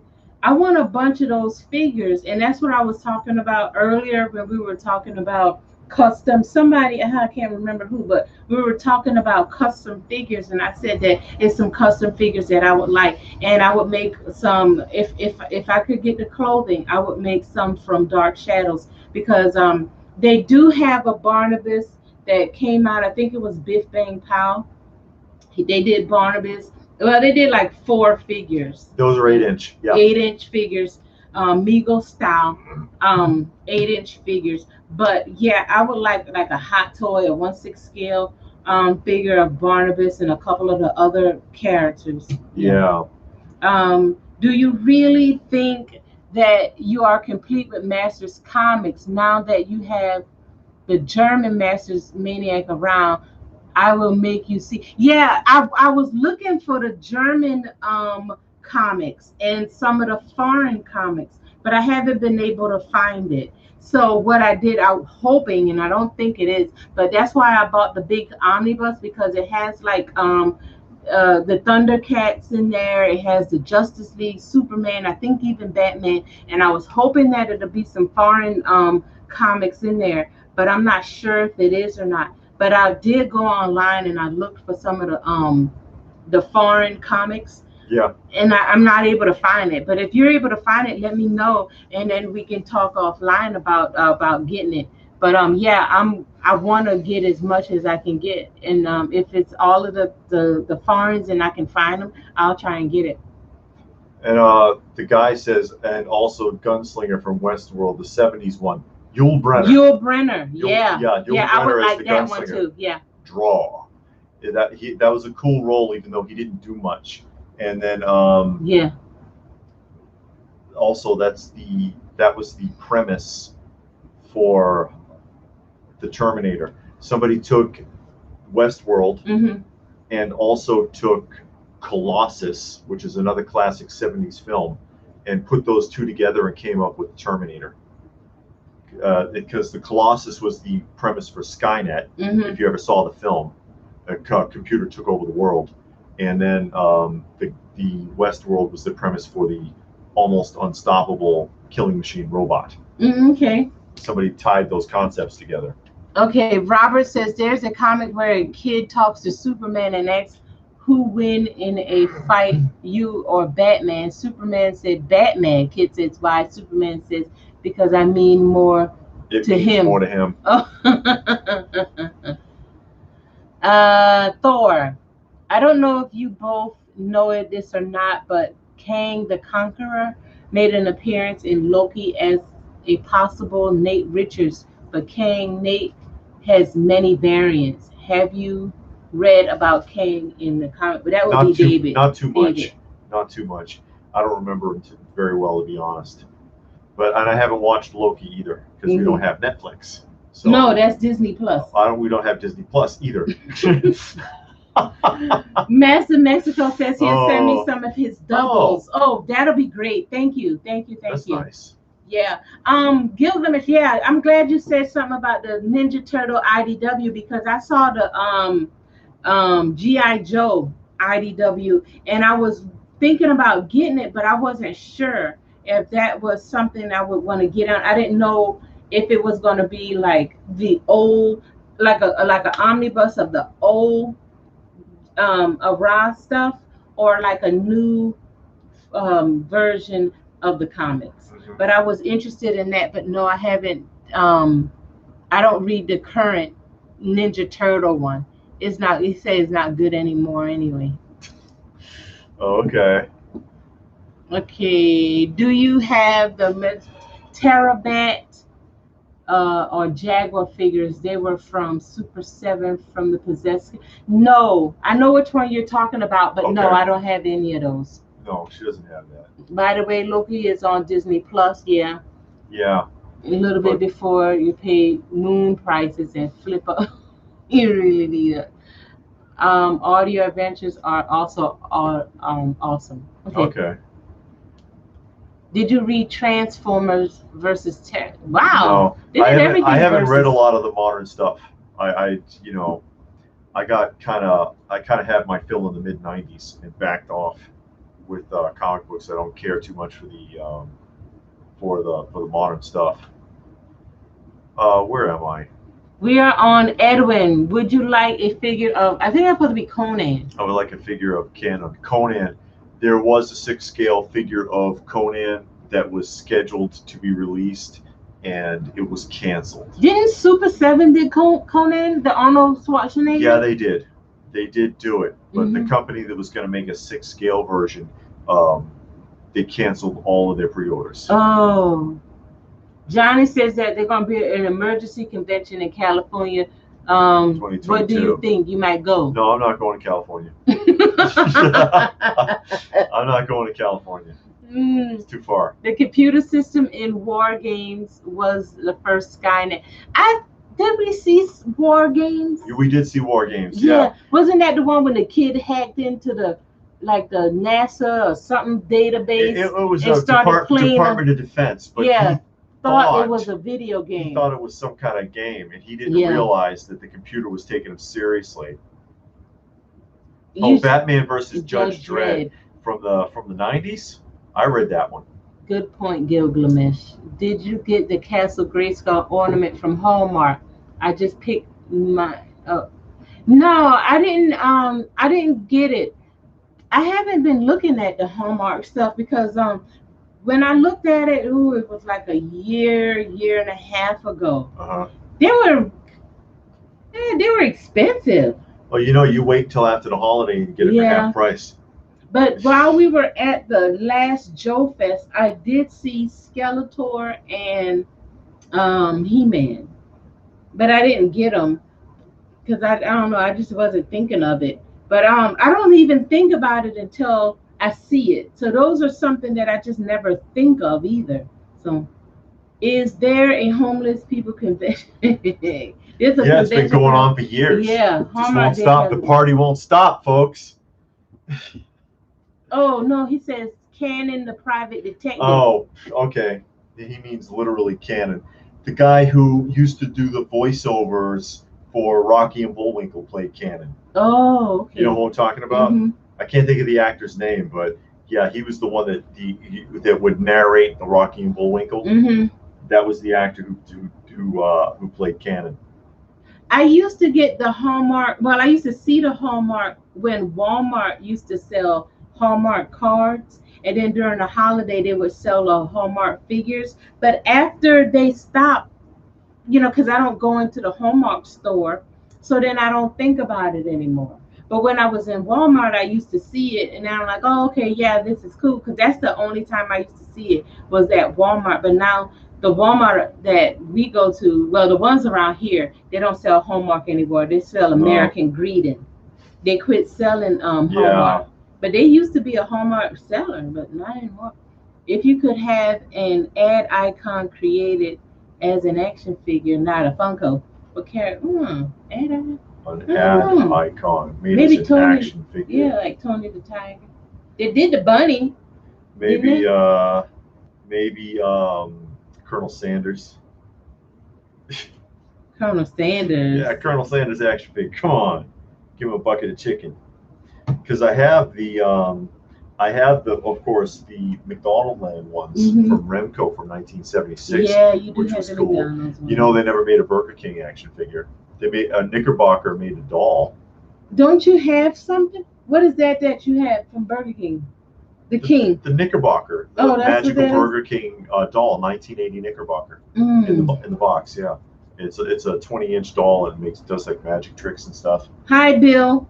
Bill says he picked up the first in the line of Hocus Pocus from Hallmark. And William Conrad, thank you. That's right. Cannon. Okay, I don't know who Cannon is. That a TV show? Yeah, Cannon was a TV show in the 70s. He was a private investigator, Mm-mm. little fat guy, bald guy, and he'd run around shooting. But he was, like I said, also he did the voice narration on Rocky and Bullwinkle. Raheem said, "Did you get the Mondo Wolverine?" No, Are you? I don't think so. You were talking about that. I thought you said you I were thought going it to was get very clever the way they did it, but I don't know if I want to like jump off on that and go down that line. Besides Mondo, like Saturday dropped like a dozen figures. They've decided to just go full on 6-scale figure now, and they've got a bunch of stuff coming out that I'm going to show in the next roundup, including some really interesting choices like Man Thing 1/6 scale, which surprised me, and also McCready from The Thing. McCready, flamethrower guy. They've got some real interesting 6-scale figures coming out, and I'm like, whoa, okay. So, you know, because it gets expensive, guys. You got to be careful. Also, there's going to be 2 versions of that Wolverine, because the Mondo exclusive, I think, is going to be a brown version. But they haven't announced it. They just showed, you know, I've got some stolen images that I'll be showing on misappropriated images I'll be showing on the next roundup for everybody to take a look at. Jughead wants to know what novels you enjoy reading. I like Stephen King, and I like who's the guy that wrote the movie with Matthew McConaughey and Samuel Jackson. Matthew McConaughey was the lawyer. What's that guy named? The writer. I read a lot of his books. God, I can't think of his name. And right now I got on the thing, 1984, Animal Farm, Brave New World, and there's one more that I have lined up to read. What about you? I used to read a lot of classic literature. And I like Jane Austen. Sorry. Yeah. You know, like the original version, and when you read the originals, it's a lot different than what you would expect. Like, if anybody's ever read the original novel, Peter Pan, where he's a murdering bastard, or Moby Dick. You know, I used to read a lot of classic literature. I haven't read anything for a while, but those types of classics used to really appeal to me. Yeah, I like the classic one, like I guess you call it like the period dramas. Like I said, Jane Austen and Emily, what her name, Bonnet or whatever, like that kind of stuff. But I got a ton of Stephen King, and that's kind of who I started with. And then when I was in the military, you know, people would give you books they would send books. So then you just end up picking up reading different things, and then you got into like a certain author, and then I'll just keep picking up stuff to read. But in the collection, I have tons of Stephen King, a lot of the classic ones from the 1800s, like I said, Jane Austen, and not Tom Clancy. What is the guy? Lots of stuff with Fabio on the cover. No, they had a lot of those books though. Yeah, they did. But I cannot think of the guy name that did the movie with Matthew McConaughey about the little girl that got raped. I can't think of his name. I can't remember. But I know it is a time that Grisham. Grisham. Yeah, I read a lot of his books. He's a good writer. He's like Stephen King, very good writer. Really make you feel what he's talking about. You know, he take like 10 pages to describe one thing. You know. Yeah, like Gilgamesh wants to know about Needful Things. Yeah, we like Needful Things. I like that book. That was a really good book. The movie wasn't bad either. Yeah, the movie was good. And like we keep talking about, we're watching right now Under the Dome, and Stephen King wrote that book, and it was two volumes. The TV show is nothing like the book. And then Master Hoarder wants to know, don't you guys wish someone would make a 4.5-inch Smurf like the Jakks Pacific World of Nintendo? Hey, I'm a Smurf fan. Yeah. I always like the Smurfs. I like the little figurines. I wish I had more of them. What shirt do you have on today? That's the Punisher shirt. Oh yeah, it's I want to watch 1984 film, read the book too. Yep, Johnny Future wants to see and read the book. The movie was very good. It's very close to the book. Oh, okay. I haven't read the book yet, but I have the book. It's hard to watch though. It is hard to watch. Two versions. One with a classical musical backdrop, and one with the entire background. All the music was done by who the hell is it? Sweet Dreams. Mm-hmm. Sweet Dreams are made of these. Who did that? What was the Eurythmics. The Eurythmics. The Eurythmics did the original music for it. Hey, Tom from Lexington, sorry. And that's fine. And they cut it. Oh. They cut it and changed the music. But I've never heard the one. I've never watched the one with the original Eurythmics music. Mm-hmm. But I've heard that it drives it home even better to hear the original score. Orson Welles meets Winston Churchill. Look that up, Orson Welles. Yeah, G1 Collector. It's Tim from Lexington, South Carolina. Excellent. Yeah, we met him at the show. Which one? Tim from Lexington. G.I. Joe. Yeah, he's the one that he went to the show for the first time. The old guy? No, the young guy that we did the selfie with. Yeah, the guy who he bought the Bon Lutuk. But he took the selfie. Yeah, that's him. Oh yeah. Yeah. Bill Miller says Life with Louie. That is a great cartoon. It's a good cartoon. It's fun. I love that cartoon. Love that cartoon. Winston Churchill. Oh, Rakeem says I like the crack in the skull. It makes it look vintage. It is. This is an old one. All of those novelty shirts you see me in with these kind of characters, they're from when I was working with New England Comics in the 90s. So this is an old shirt. Robert likes Silver Bullet. Yep, I saw that movie. That movie was good. I read Salem's Lot and I saw the movie. Yeah, that was a good movie. It was a TV miniseries. Salem's Lot. Listen to the Salem's Lot audiobook.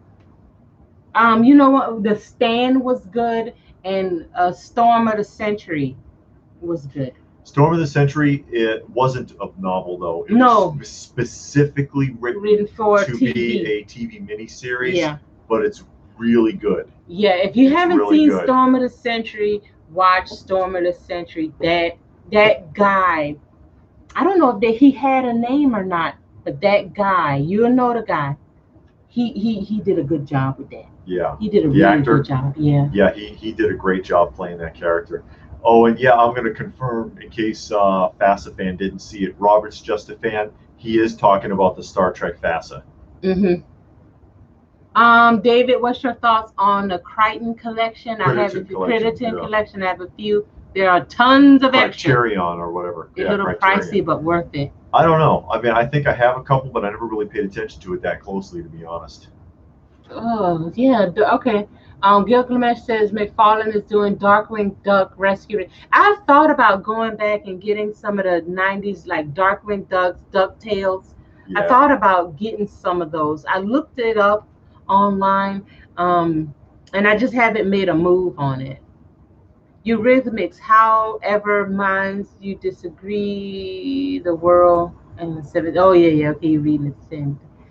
NECA needs to make a Salem's Lot figure, the master. NECA will get around to it. NECA will make anything and everything. What was Storm of the Century? I remember in movies sometimes they came back to back. Storm of the Century in Maine.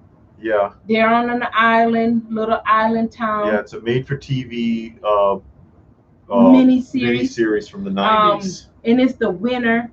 A big storm is coming. And they're trapped on the island. They're trapped on the island. And a warlock shows up with a deal that he wants to make. He torments the whole island. They can't stop this guy. Yeah. But it's really interesting, especially what it is he's trying to do and how he managed to manipulate everybody. And you're going to get really upset on the end. I'm not going to spoil it. No. But the ending, you just want to just stab that lady. You just want to stab her. Okay. Yeah, there's somebody makes you real mad that should have known better, because everybody let themselves get manipulated. Jughead said that was a good miniseries. Yeah, Gilgamesh Stephen King does good prison stories, Shawshank and Green Mile. I didn't read Shawshank, but I did read The Green Mile. But I saw both movies. I did see both movies. David, are you going to get the new Sesame Street Lego set? I just found at Target. Nope. No Lego sets. No. Why? I'm not going to do it because they're expensive. I don't have space for them. Yeah. You know, it would be too much. I like classic Lego. I mean, classic Lego, classic Sesame Street, because you know I've got the Knickerbocker 12 scale figures that nobody knows exist. And Tycho. And yeah, I have a bunch of the Tycho. Yeah, Tycho made it. If I was going to get anything, I'd go back and get like the Fisher Price Little People Sesame Street sets. You know, that because it reminds me more of what I saw when I was a kid. That I would do, but I don't think I would get anything modern. Rad is asking what is Mirrorverse. That's a new. Who's making that Mirrorverse? That's Disney, isn't it? I think so, because we saw the action figures come out this week. Yeah, Jughead. Yeah, stab that lady. If you see it in the movie, you know exactly what I'm talking about. Edwin says everything was her fault. It was. Jada needs to make a die-cast called the Dad's Rambler. Yeah, they make that Rambler. I'm getting it. Oh, Master Maniac has to go. Oh, okay. See you. We'll see you later. Yeah, take care. Anyone saw Creepshow 2? Bill Miller loved Storm of the Century too. Yeah, he said his wife liked Storm of the Century. Creepshow 2? I don't remember if I saw the second one. I know I didn't see the first or the second. I remember watching the first. I remember watching the first one. I don't know if I could describe it, but I remember watching the first one. McFarlane is making Mirror. Yeah, but it's all Disney characters. Stuff. McFarlane is digging his heels into a lot of stuff. He's digging his heels into a lot of stuff. It says it's a game. It's a game that Disney is throwing all of their characters into. McFarlane is doing figures, so he basically has their entire character list to make. And Rat 607, do you have any of the Sesame Street hand puppets? Those were made by Child Guidance in the 70s. I do not currently have any of those, but it is on my radar, especially if I can find them in the box. They did Bert, Ernie, the Count, and it's like a full service hand puppet. They're big with a vinyl head, cloth body, and the arms have foam in them, and they come with a clamp so that you can operate the hands while you're using the mouthpiece. And they came in a box, and I believe it was Child Guidance that made those. But yeah, I would love to get those because, like I said, I have the Knickerbocker figures. But that is something that I would want to get, and I do have the ideal Mr. Rogers Neighborhood Puppets boxed, anyways. So those would go great together. Casey says he's a fan of High, and where's Casey? Casey Moulton. Thank you very much. Gilgamesh is asking, are there any figures of the MST3K? No. Only thing is what Funko made. No, that's not true. That's not true. It's not true. There are action figures of them. You have to buy the videos to get them. There are three. That's right. Because you remember, Mystery Science Theater 3000 had a DVD series. In that DVD series are three special box sets that each one come with an action figure of one of the robots. They did Tom Servo. They did Gypsy and Crow, and it's a little action figure in a window on a thick DVD box, and that was the only way you can get them. Those are the only actual legitimate action figures of those characters that have ever been made. The Funkos don't count. They're figurines. Funkos are figurines. Distorted Reality is Bernstein, Stain Bears. Bernstein Bears. Yeah. And David is a fan of the Black Hole series. I like the Black Hole. He got some of the action figures. It was a well done movie for the time period. Good special effects, fantastic musical score, and it's basically a retelling of the original Jules Verne's 20,000 Leagues Under the Sea. Distorted Reality, what do you collect? You always getting on me about Funkos. I bet you got like 4 or 5 rooms full of Funko Pops. Contending for the Guinness Book of World Records for Funkos. Yeah. And the guy said, well, this wall right here is 17 deep. What? I saw it. Yeah, 17 deep. How thick is that? God. Too thick. But I saw this guy had it all in his kitchen, in the living room, wrapped around the fireplace, in the bedroom. He had it everywhere.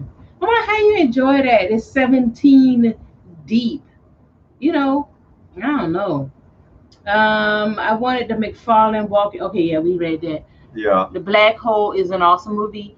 The Was Country that the Bears. one with the little with the red thing? What? The black hole where they went out into space. Maximilian and the floating robot that was red. Yeah. And he kept intimidating everybody. Was that the red And black hole? Yes, and Vincent was the robot that you liked, voiced by oh God, what was his name? Robert just a fan in that darn Christopher Walken. It's Country Bears. Country Bears. But didn't they play the Country Bears? Wasn't that like a jug band where they had the band and they played the jug and all of that? Okay, I remember them. That was the one. Just fixed my late dinner. Gotta finish watching Fear Street on Netflix. See you later. Have a good week. Bye, William. Thank you for stopping by. Have you ever seen Event Horizon? Good horror. That sounds familiar. Event Horizon. Yeah, I have seen that. You didn't. I did. Oh, okay. I've seen that. Yeah, it was pretty decent. Retro old school stuff like David Who Knows What You Collect. Oh, yeah. Okay. So he collects old school stuff. Okay. Not Pops. Roddy McDowall. Roddy McDowall did the voice of Vincent in that movie. You said you really liked the Vincent robot character. Yeah. That was Roddy McDowall's voice. He did a great job on that. Oh, Bill said he never saw The Black Hole. It is a good movie. I remember it now. It is a good movie. Some people claim it doesn't hold up well, and the animation or whatever. And it's like, keep in mind, those were all models. There was no CGI. The only CGI actually is the first film with CGI in it. In the opening scene when they show the grid, because that was computer generated. The rest of it was not. Okay, so I'm sorry. I wanted to talk about. Oh, the guy confirmed it, Roddy McDowall. Yeah. Stone Sour, what do you think about people who display pops next to quarter scale statues with the same character? I think that's cool. I think they should be drawn and quartered. No, I'm kidding. Go ahead. Here's my $2,000 Prime One Studio, and here's like my $8 Walmart vinyl pop, just for contrast. There's nothing wrong with it. No, there's nothing wrong with it. It's not my style, but it's nothing wrong. I like that style. It's not. I like taking everything and putting it together on display. It's not my style, la-di-da, peasant. You can tell that he like to dumb his nose down at people because it's not my style. He collects for status. Oh yeah, is that what? Oh, I collect Miss Code. All of that right there. No, you display it however you want. No, but I think if it's displayed well, you can make it work. If you set it up well, I think it can look good. I've seen some, and I think it looks good. So it all depends on how you display it. If you just throw it on the shelf, then it's gonna look like garbage. Oh, Facifan, Slim Pickens. No, Slim Pickens did not do the voice of Vincent in The Black Hole. He did the voice of Old Bob, the other robot, the one that looked like a trash can. That was Slim Pickens. Do you have any Macross? I don't know what Macross is. Macross figures? No, I don't. I don't have any Macross or Robotech or anything. I used to have the whole Matchbox Robotech line. I don't anymore. Bill Miller said he knows that they made model kits from the movie. They're pretty expensive. I bet they are. I think everything from that film is expensive, with the exception of the Mego 12-inch line, or 12.5 inches. They're a little bigger. The one that came in the boxes. I have the complete set of those. But the joke is that in the Mego catalog, where they show the picture of those figures, is the only time they've ever been unboxed, because they're not popular, so people don't open them, so they are readily available. And even though they're not cheap, they're the cheapest things you'll find from Black Hole. Distorted Reality, that's Teddy Ruxpin, and we actually saw a Teddy Ruxpin doll bear today while we were out at an antique mall. You know, Teddy Ruxpin actually was a funny show. The cartoon It was a show, cartoon. there was a cartoon show with action figures associated with it. Little 3/4 inch, 5 points of articulation action figures that were made by Worlds of Wonder. And I was a fan of that show. I used to watch it with my sister Mhm. because she had a Teddy Ruxpin and actually liked the show. The show was funny. And I would, it's one of these days I'm going to track down those action figures. Mm. Those Teddy Ruxpin action figures. I like those. Rat wants to know, what do you like to collect, best statues or action figures? I actually like both. I love statues and I love action figures. Model kits, not so much, because I don't feel like I'll put together the model kit the way it is, especially if you have to paint it. You know, if it is putting it together, okay, I might can do that. But to paint it and do all that is a bit much. For me, probably action figures. I like the statues, but displaying them is very difficult. They're very fragile. I mean, there's a lot to consider. If I had more space, Mhm. maybe I could be more into it. As it is, I only have the one, Mhm. which is that gigantic Prime 1 Serpentor. Serpentor that's sitting in the middle of the museum. Yeah, I love statues.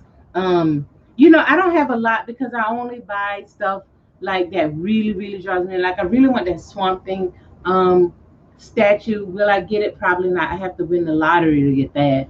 Unless People they, think we're millionaires because of the collection. Guys, that's just a lot of hard work. yeah, it's a lot of hard work We don't and have money pinching to just pennies burn. and saving. Yeah. But I like all both of them. Again, model kits I'm not so big into because I don't believe I'll put them together, especially if you have to paint it. Because I don't think I'll do a good job painting it. Well, So I bet you would. yeah. Disney did good black hole figures. I have Maximilian, still need this. Do you have the whole set?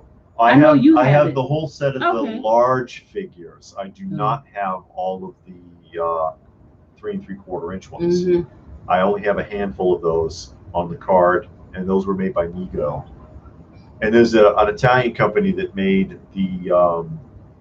Vincent and Maximilian. Mhm. I don't have those either. Oh, okay.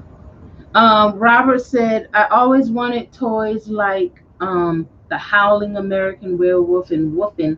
I wanted the toys be made kind of like Stretch Armstrong pulling the face. Stretch Armstrong was cool. It's too bad a lot of those didn't hold up too well. That's why they're so freaking expensive too, especially the superhero ones are outrageously expensive. Oh, really? You know, the Stretch Hulk, you can run you like 10, 12,000 in the box. Oh yeah, we saw somebody at a show. Yeah, someone that at the show had had one. Yeah, he had it in a big acrylic case. Please do not touch.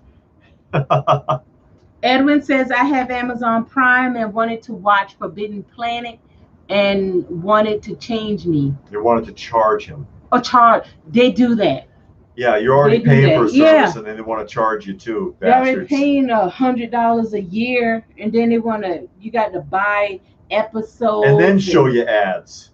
They don't show you ads on Amazon. Give them a chance. Whatever, don't speak that up. Do you consider yourself completists or random collectors? It depends. Yeah, it depends on the line. Because like for Yeah, me, definitely. like with Transformers, I only want 4. So that's not completing. Some things I only want certain characters in, or just certain figures. But others, like if it's a smaller line that doesn't cost a lot, I'll try to complete it. But if it's like big, like Masters of the Universe, or maybe not Thundercats, Ninja Turtles, I'll just pick certain figures because it's way too big. You'll be there, you'll be there for the rest of your life trying to get all that. Yeah, and Robert says, I remember a Hulk toy, you pump him with air and he busts out of the cage. Yep, and they also made a Thing. There was a Hulk and a Thing that they made that did that. I remember that toy. What is your Grail, Johnny? What is your Grail that's going to cost you like $700? Ooh, yeah. Zomb, why is your turtle farting? What? Look at the icons. Zomb, your turtle is having gas. If I was super rich, it would be too easy to buy everything I want. Need the challenge. Not necessarily, because I mean, fun. I've got stuff certain pieces that would complete my collection. I've been looking for years and years, and it's just not available. You know, Yeah. some certain pieces, even if you had the money, you still can't find it.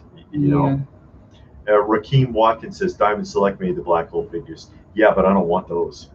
I know. Yeah, they did. The original I want the Mego ones. I don't. Mhm. I know Diamond Select made those, but you know, it's not my wheelhouse. He's a fast turtle. I thought he had gas. I thought. Johnny says he's gonna send you some pictures. Okay, he wants to keep it secret. That's okay, nothing wrong with that. Yeah, we all What have is our your secrets. Grail figure? Ugh. Right now it would be the product People Frankenberry. If I can find him in the box, he's the only one I need to finish my product People collection. David, it is super hard to find retro Lincoln logs in its box. And have you seen some at the conventions you both go to?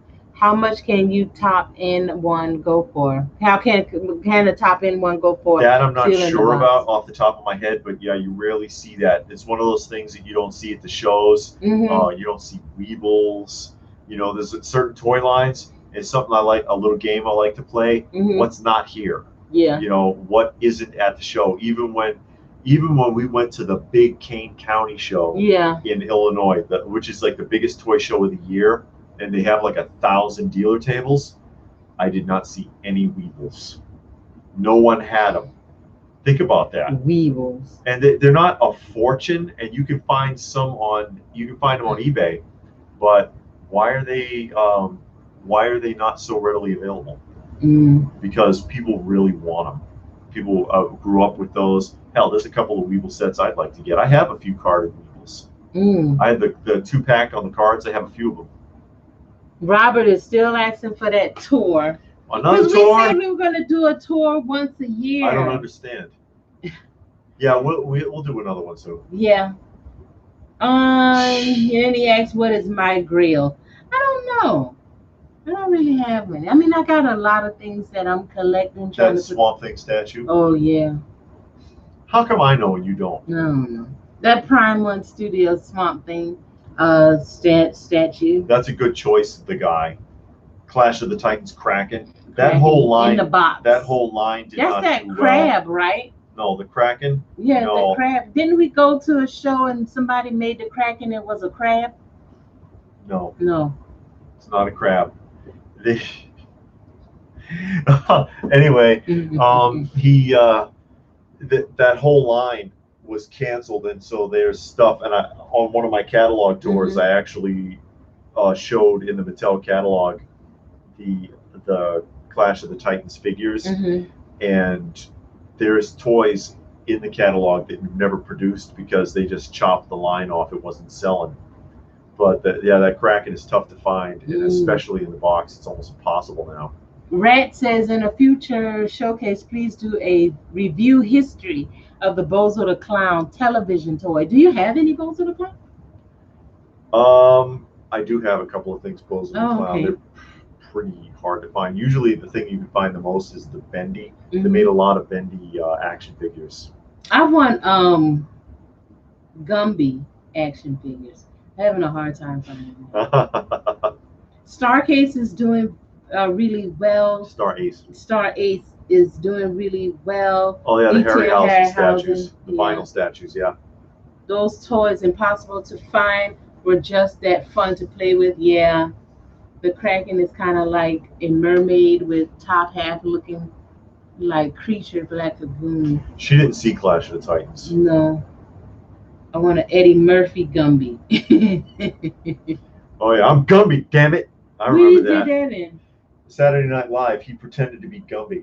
Oh, did he? Yeah, and he wore a Gumby costume with his face showing through. Oh. And he's like, and he was Gumby the celebrity. I'm a star, damn it! You respect me. Like as if Gumby was a real prick. It was funny. Oh, there's the girl. Rakeem says top 5 movies based on what? Toys. Movies based on toys. Based off toys, yes. I don't know. That's a David question. I don't know either. Hell, top Don't you five bite movies me. based on she gets excited. I know. She do too much. Poor thing. See? Oh, yeah, that was a soft one. Yeah, she doesn't. She's trying. She's trying. Movies based on toys, or toys based on movies based on toys. Actually, you know what wasn't bad was Kitty Oh, was Real Steel. Real Steel was okay. I don't know what that is. Yeah, Real Steel. It was like the live action version of Rock'em Sock'em Robots, and the one they I can't remember the name of it, but they did one of Battleship. That wasn't bad. Been forgotten about, but it was based off the game Battleship. That wasn't bad at all. Karen says Chucky. Raheem like Big. Did they make action figures off of Big? I don't think so. I don't think they did. I don't know. Although I think it's interesting that in the movie Big, they've got the transforming building, and Tom Hanks says, "Who the hell wants to play with a building? This is stupid." But then a year later, Transformers comes out with Metroplex. Oh. Just saying. Do you have any series you collect that is really different from the rest of your collection? For me, it's My Little Pony. I just like some of them for random reasons. Let me see. I got my Care Bears. The Kenner action figure Care Bears, not the dolls. And I guess the Raggedy Ann and Andy. Yeah. Yeah. That's about it. That's kind of like way different from everything else. Yeah, I don't know, because there's a lot of random stuff in. There's a lot of random stuff on my side. Yeah, you do got a lot. So it's kind of hard to say. Yeah. Actually. Rat wants to know what's the best year for toy products between 60 and 2021. I think the 80s, between the 70s, probably 75 through 90. From my opinion, especially talking action figures, from between 1964 with the introduction of G.I. Joe, the America's Movable Fighting Man, to about 1997, when they just kind of gave up and realized, okay, it's all grown-ups buying this stuff now. So that's like the golden age of action figures and toys. But yeah, probably about halfway through the 70s to like the end of the 80s produced some of the best stuff. Zombie wants me to watch all these movies. Ray Harryhausen. I've seen some of his stuff. I don't care for that kind of show. You know, them puppets moving around, them stop motion and all that kind of stuff. Oh yeah. Edwin says Toy Story. Oh yeah, that has some Beauty and the Beast. I have the entire Ray Harryhausen box set too. Oh god. The movie Big. Did you see Truck a Pillar? Huh? I don't remember Truck a Pillar. Transformers 1, 2, and 3 good toy movies. Oh, Fast for Fan has to go. Okay. Thank you for joining us in all of the comments. Yeah, we appreciate it. Remember Gem? Are those popular? I remember Gem. I remember watching it. That stuff sells. A lot of people remember that show. And Starbright. Those dolls are not Starbright. What was the girl name? The Star. Rainbow Bright. Rainbow Bright. Starbright. Something. Yes, the 60s. Oh, what a time of it. I was too young then. And the thing is, too, it's like, and we talked about this before as far as nostalgia. Every decade, if you look back, it's like a whole nother world. All the way up until the 2000s, and then it's just been a slump ever since. There's like no nostalgia for anybody to cling to. Nothing to remember. It's kind of sad. Yeah. It really seems that way. And maybe I'm getting that old, but you know, it just seems to me that there's no transitions anymore, just faster technology, and who cares? Hey, Samuel. You know? I just don't want to miss people. That's all right. No, we do try to take keep an eye out. We don't want people to feel left out here, you know. And Robert wants to know, are we doing these on Saturdays or Sunday? Well, we was trying out Sunday to see if we get more views. And I could do a poll on that. Yeah. I was thinking about doing a poll on the channel just to see what night of the week people think would be the best for a live stream. What night of the week would be best? And Steve wants to know if we have any special videos coming out this week. We try to put out videos. How often? About 3-4 times a week. Yeah, we do try to put about 3 or 4 times a week. But Richard Pryor's The Toy. What's this? Robert said, "Did we see the Trilogy of Terror?" Yeah, we saw that with that little African doll killing up the people, stabbing the ankles. Yeah. Trilogy of Terror, and there is an action figure of that doll. The 50s and the 80s were the time for nostalgia. Yeah, there's a lot to be said for those decades. Ernest P. Worrell movie. I don't remember. Ernest Goes to Camp. I remember Ernest. Yeah, I've got the Ernest Christmas one is pretty funny too, where he's like the janitor in the bank. But I've actually got a collection of Ernest films. And to think he started out doing commercials. Yeah, he did one for some company. Who did he do one for? Wasn't it 7-Eleven? I don't think so. I don't know. With Vern, because he had the neighbor Vern. But he did commercials, but I don't remember what the commercials were about. No, Vern was the guy he was always talking to. Yeah, but wasn't he a neighbor or something? But Vern was his friend, I know that. Yeah. Samuel says he's the guy that got 100 flat 60 soldier toys. Yeah, okay, I remember. What toys from the golden era of toys do you think should be worth a lot of money because of quality but are still very cheap? That's Average Gamer. Hey, Average Gamer. Hey, Average Gamer. Oh, wow. Something that's like pretty impressive that's still fairly cheap. Well, the Swamp Thing is good. Not Swamp Thing. Yeah, Swamp Thing. Yeah. The Swamp Things haven't gone up yet. No, not yet. Yet. That's hard to say. The Steve Scout stuff is really good, which I had shown one earlier, but you hardly ever find them, but they don't sell for a tremendous amount of money. They're not like super valuable. You can still get some of the Mask and Cops still under $80. Yeah, I don't know. They're starting to creep up now. Yeah, they are. They're starting to creep up now. But those Swamp Thing are still under 50. Another underrated series is the G.I. Joe Sergeant Savage. Everybody hated it because they went from 3/4 inch to 5 inches, and they panned the line, but the figures and the vehicles and stuff are actually pretty decent. It's not really given very much credit. G1 Collector, can y'all ever see Mask ever being released?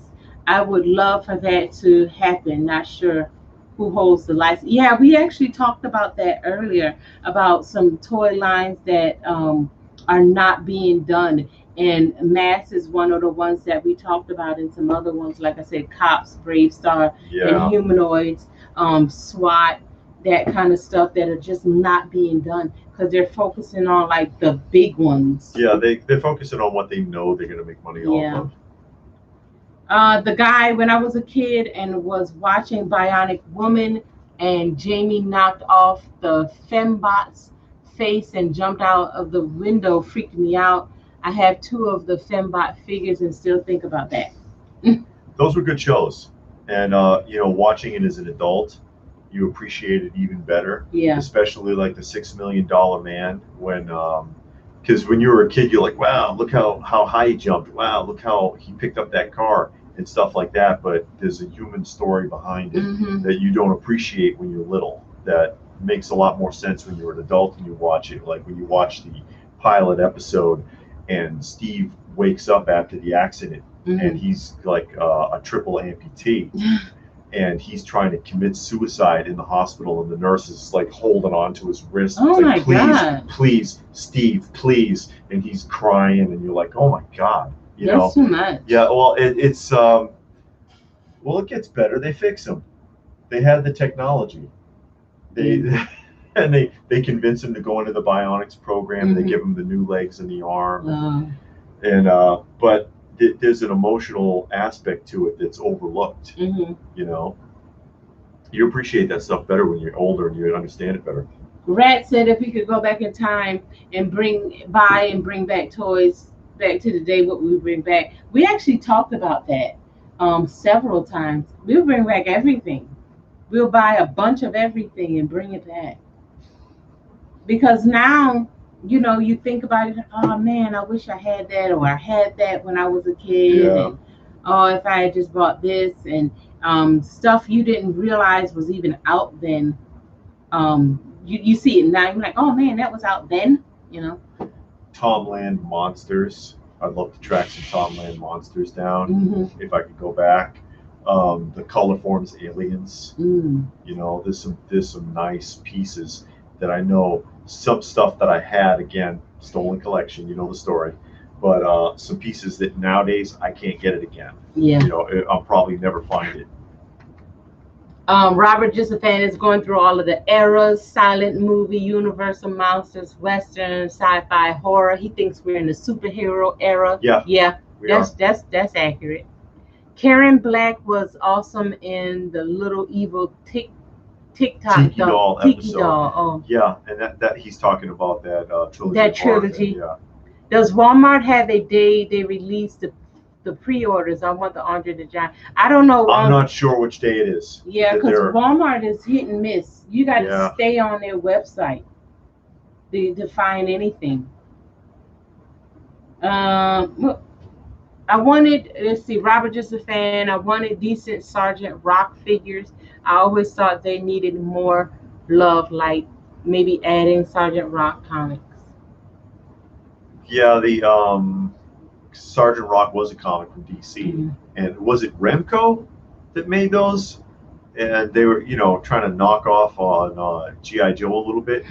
The guy is leaving. He's going to Baskin Robbins. Okay, that's a good choice. Yeah, get some Oreo ice cream. Sea monkeys. Just add water. They need to make a Sea Monkeys movie directed by Spielberg. Somebody recently made Sea Monkeys action figures. I forget who it was.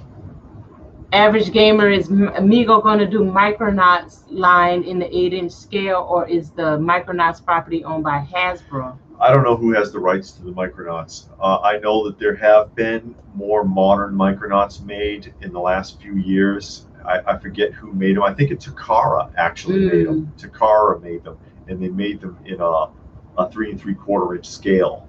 I don't know if Mego can get that back, because Mego had to pull a lot of strings to do the Action Jackson, because they actually lost the rights to that character. Somebody else had it. They had to collaborate with them, even though that's an original Mego creation. So that's what happens when you sell everything. Rat says, is there anything in our collection that's actually from our childhood not rebought? I only have one thing from my childhood. It's a Care Bears record. I actually bought it when I was in either the 3rd or the 5th grade, and I want to say I was in the 3rd grade. I actually bought that record, and I used to listen to it every day, and totally forgot about it until a couple of years ago. Me and David was at my parents' house, and I saw it, and I was like, oh my God, this record. And I took it, and my mom was like, oh, that's my record, boy. And but I took it, and I did actually re-buy it when we were in Goodwill. I saw it, remembered the whole thing, and bought it. And then we went to my parents' house, and I saw it. And so I have both. I have the original one that I bought, and then I have the one from Goodwill. You have some stuff. Actually, in the toy museum, if you watch and you see the G.I. Joes, most of that collection are of the 3 3/4 inch Raw series figures, are my childhood Raw G.I. Joes that I got myself. I bought them myself. I got them myself with my own money and by my own means, and never really played with them. Just kind of displayed them, and that's why they're in that condition. So the majority of those, with the exception of some recent pickups, are my original ones. And then of course there's that Luke Skywalker, and I told that story in that Star Wars episode I just did of where that Luke came from. So yeah, I have a couple of pieces that are original. Okay, let's get caught up. Or try to. Now it's moving. The green tarantula scared me as a kid. It was fast, hunted you down, and enjoys eating humans and spitting out the clothes out. Samuel says if it's Mattel, it's swell. Yeah, that was their old slogan. Oh yeah. Mattel's old slogan. Jughead, I would love to see someone make Sergeant Rock figures. Zombie, there was talk to do Major Matt Mason toys if Tom Hanks ever does the movie.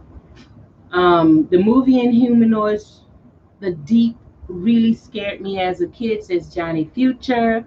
Robert, just a fan. You know what always disturbed me as a kid? The Wonder Twins. Every time that guy turned to water, geeked me out.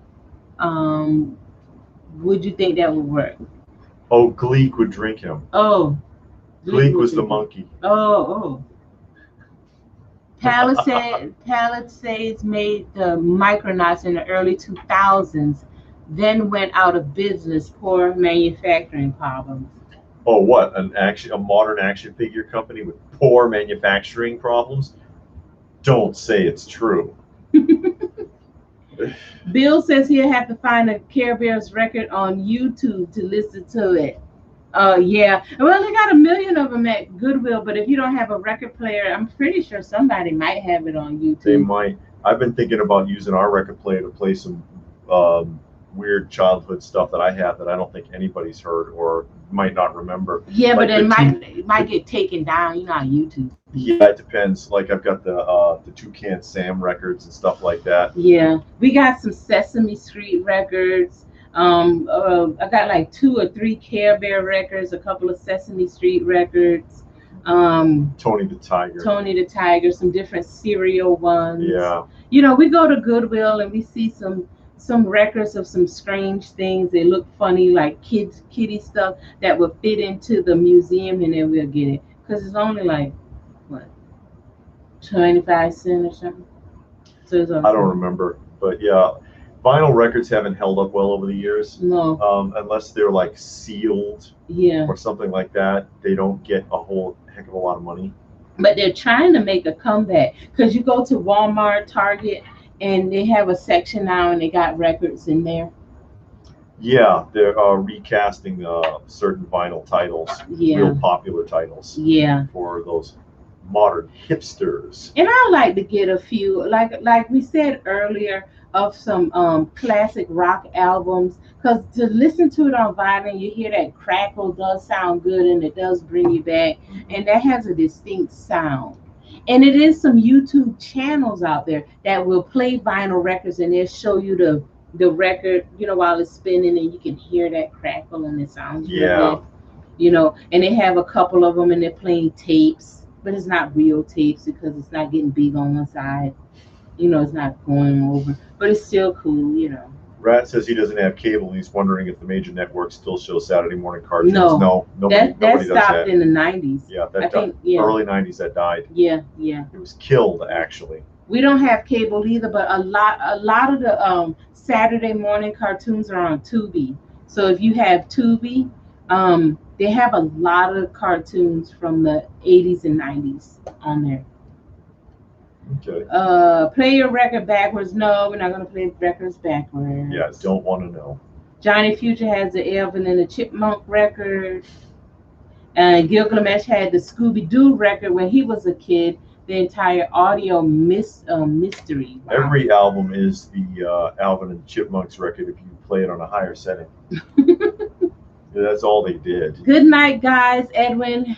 See ya. Thank you for stopping by. I would like NECA to make Men in Black and Carmen Sandiego action figures. taking the Patrick cover said that. off the needle of the record. Oh yeah, because that one guy, because that record player set that we found, Mhm. it was brand new. It was new. This still had the tape on it, Mhm. and it's from like very late '80s, early '90s, Mhm. and because we showed that video, there was somebody trying to get it to work, couldn't get it to work, and so he gave up because it was $9 for the whole set. And the reason he couldn't get it to work was he never took the cover off of the stylus. Yeah, for the needle. So, guess he never used one before. Bill says MeTV has cartoons on Saturday, Oh, okay. and I know MeTV is you don't have to have cable for that. I don't think on MeTV, but I'm not sure. Okay. Well, it is 9:30, almost guys. 9:30. Yeah, we've been on here forever and ever. 3 hours and 28 minutes. Wow, and counting. 3 hours and 29 minutes. So we're gonna go ahead and wrap up.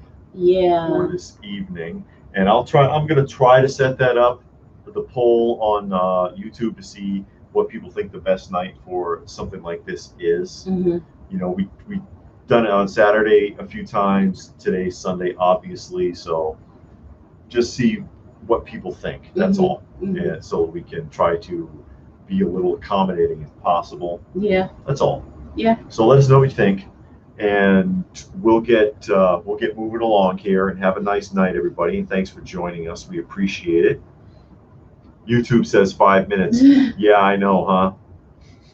It does some kind of glitch that he says that it's been like, it says 5 minutes the entire time. Okay, see y'all. Bye. All right, thank you very much, and we'll see you again soon. Okay.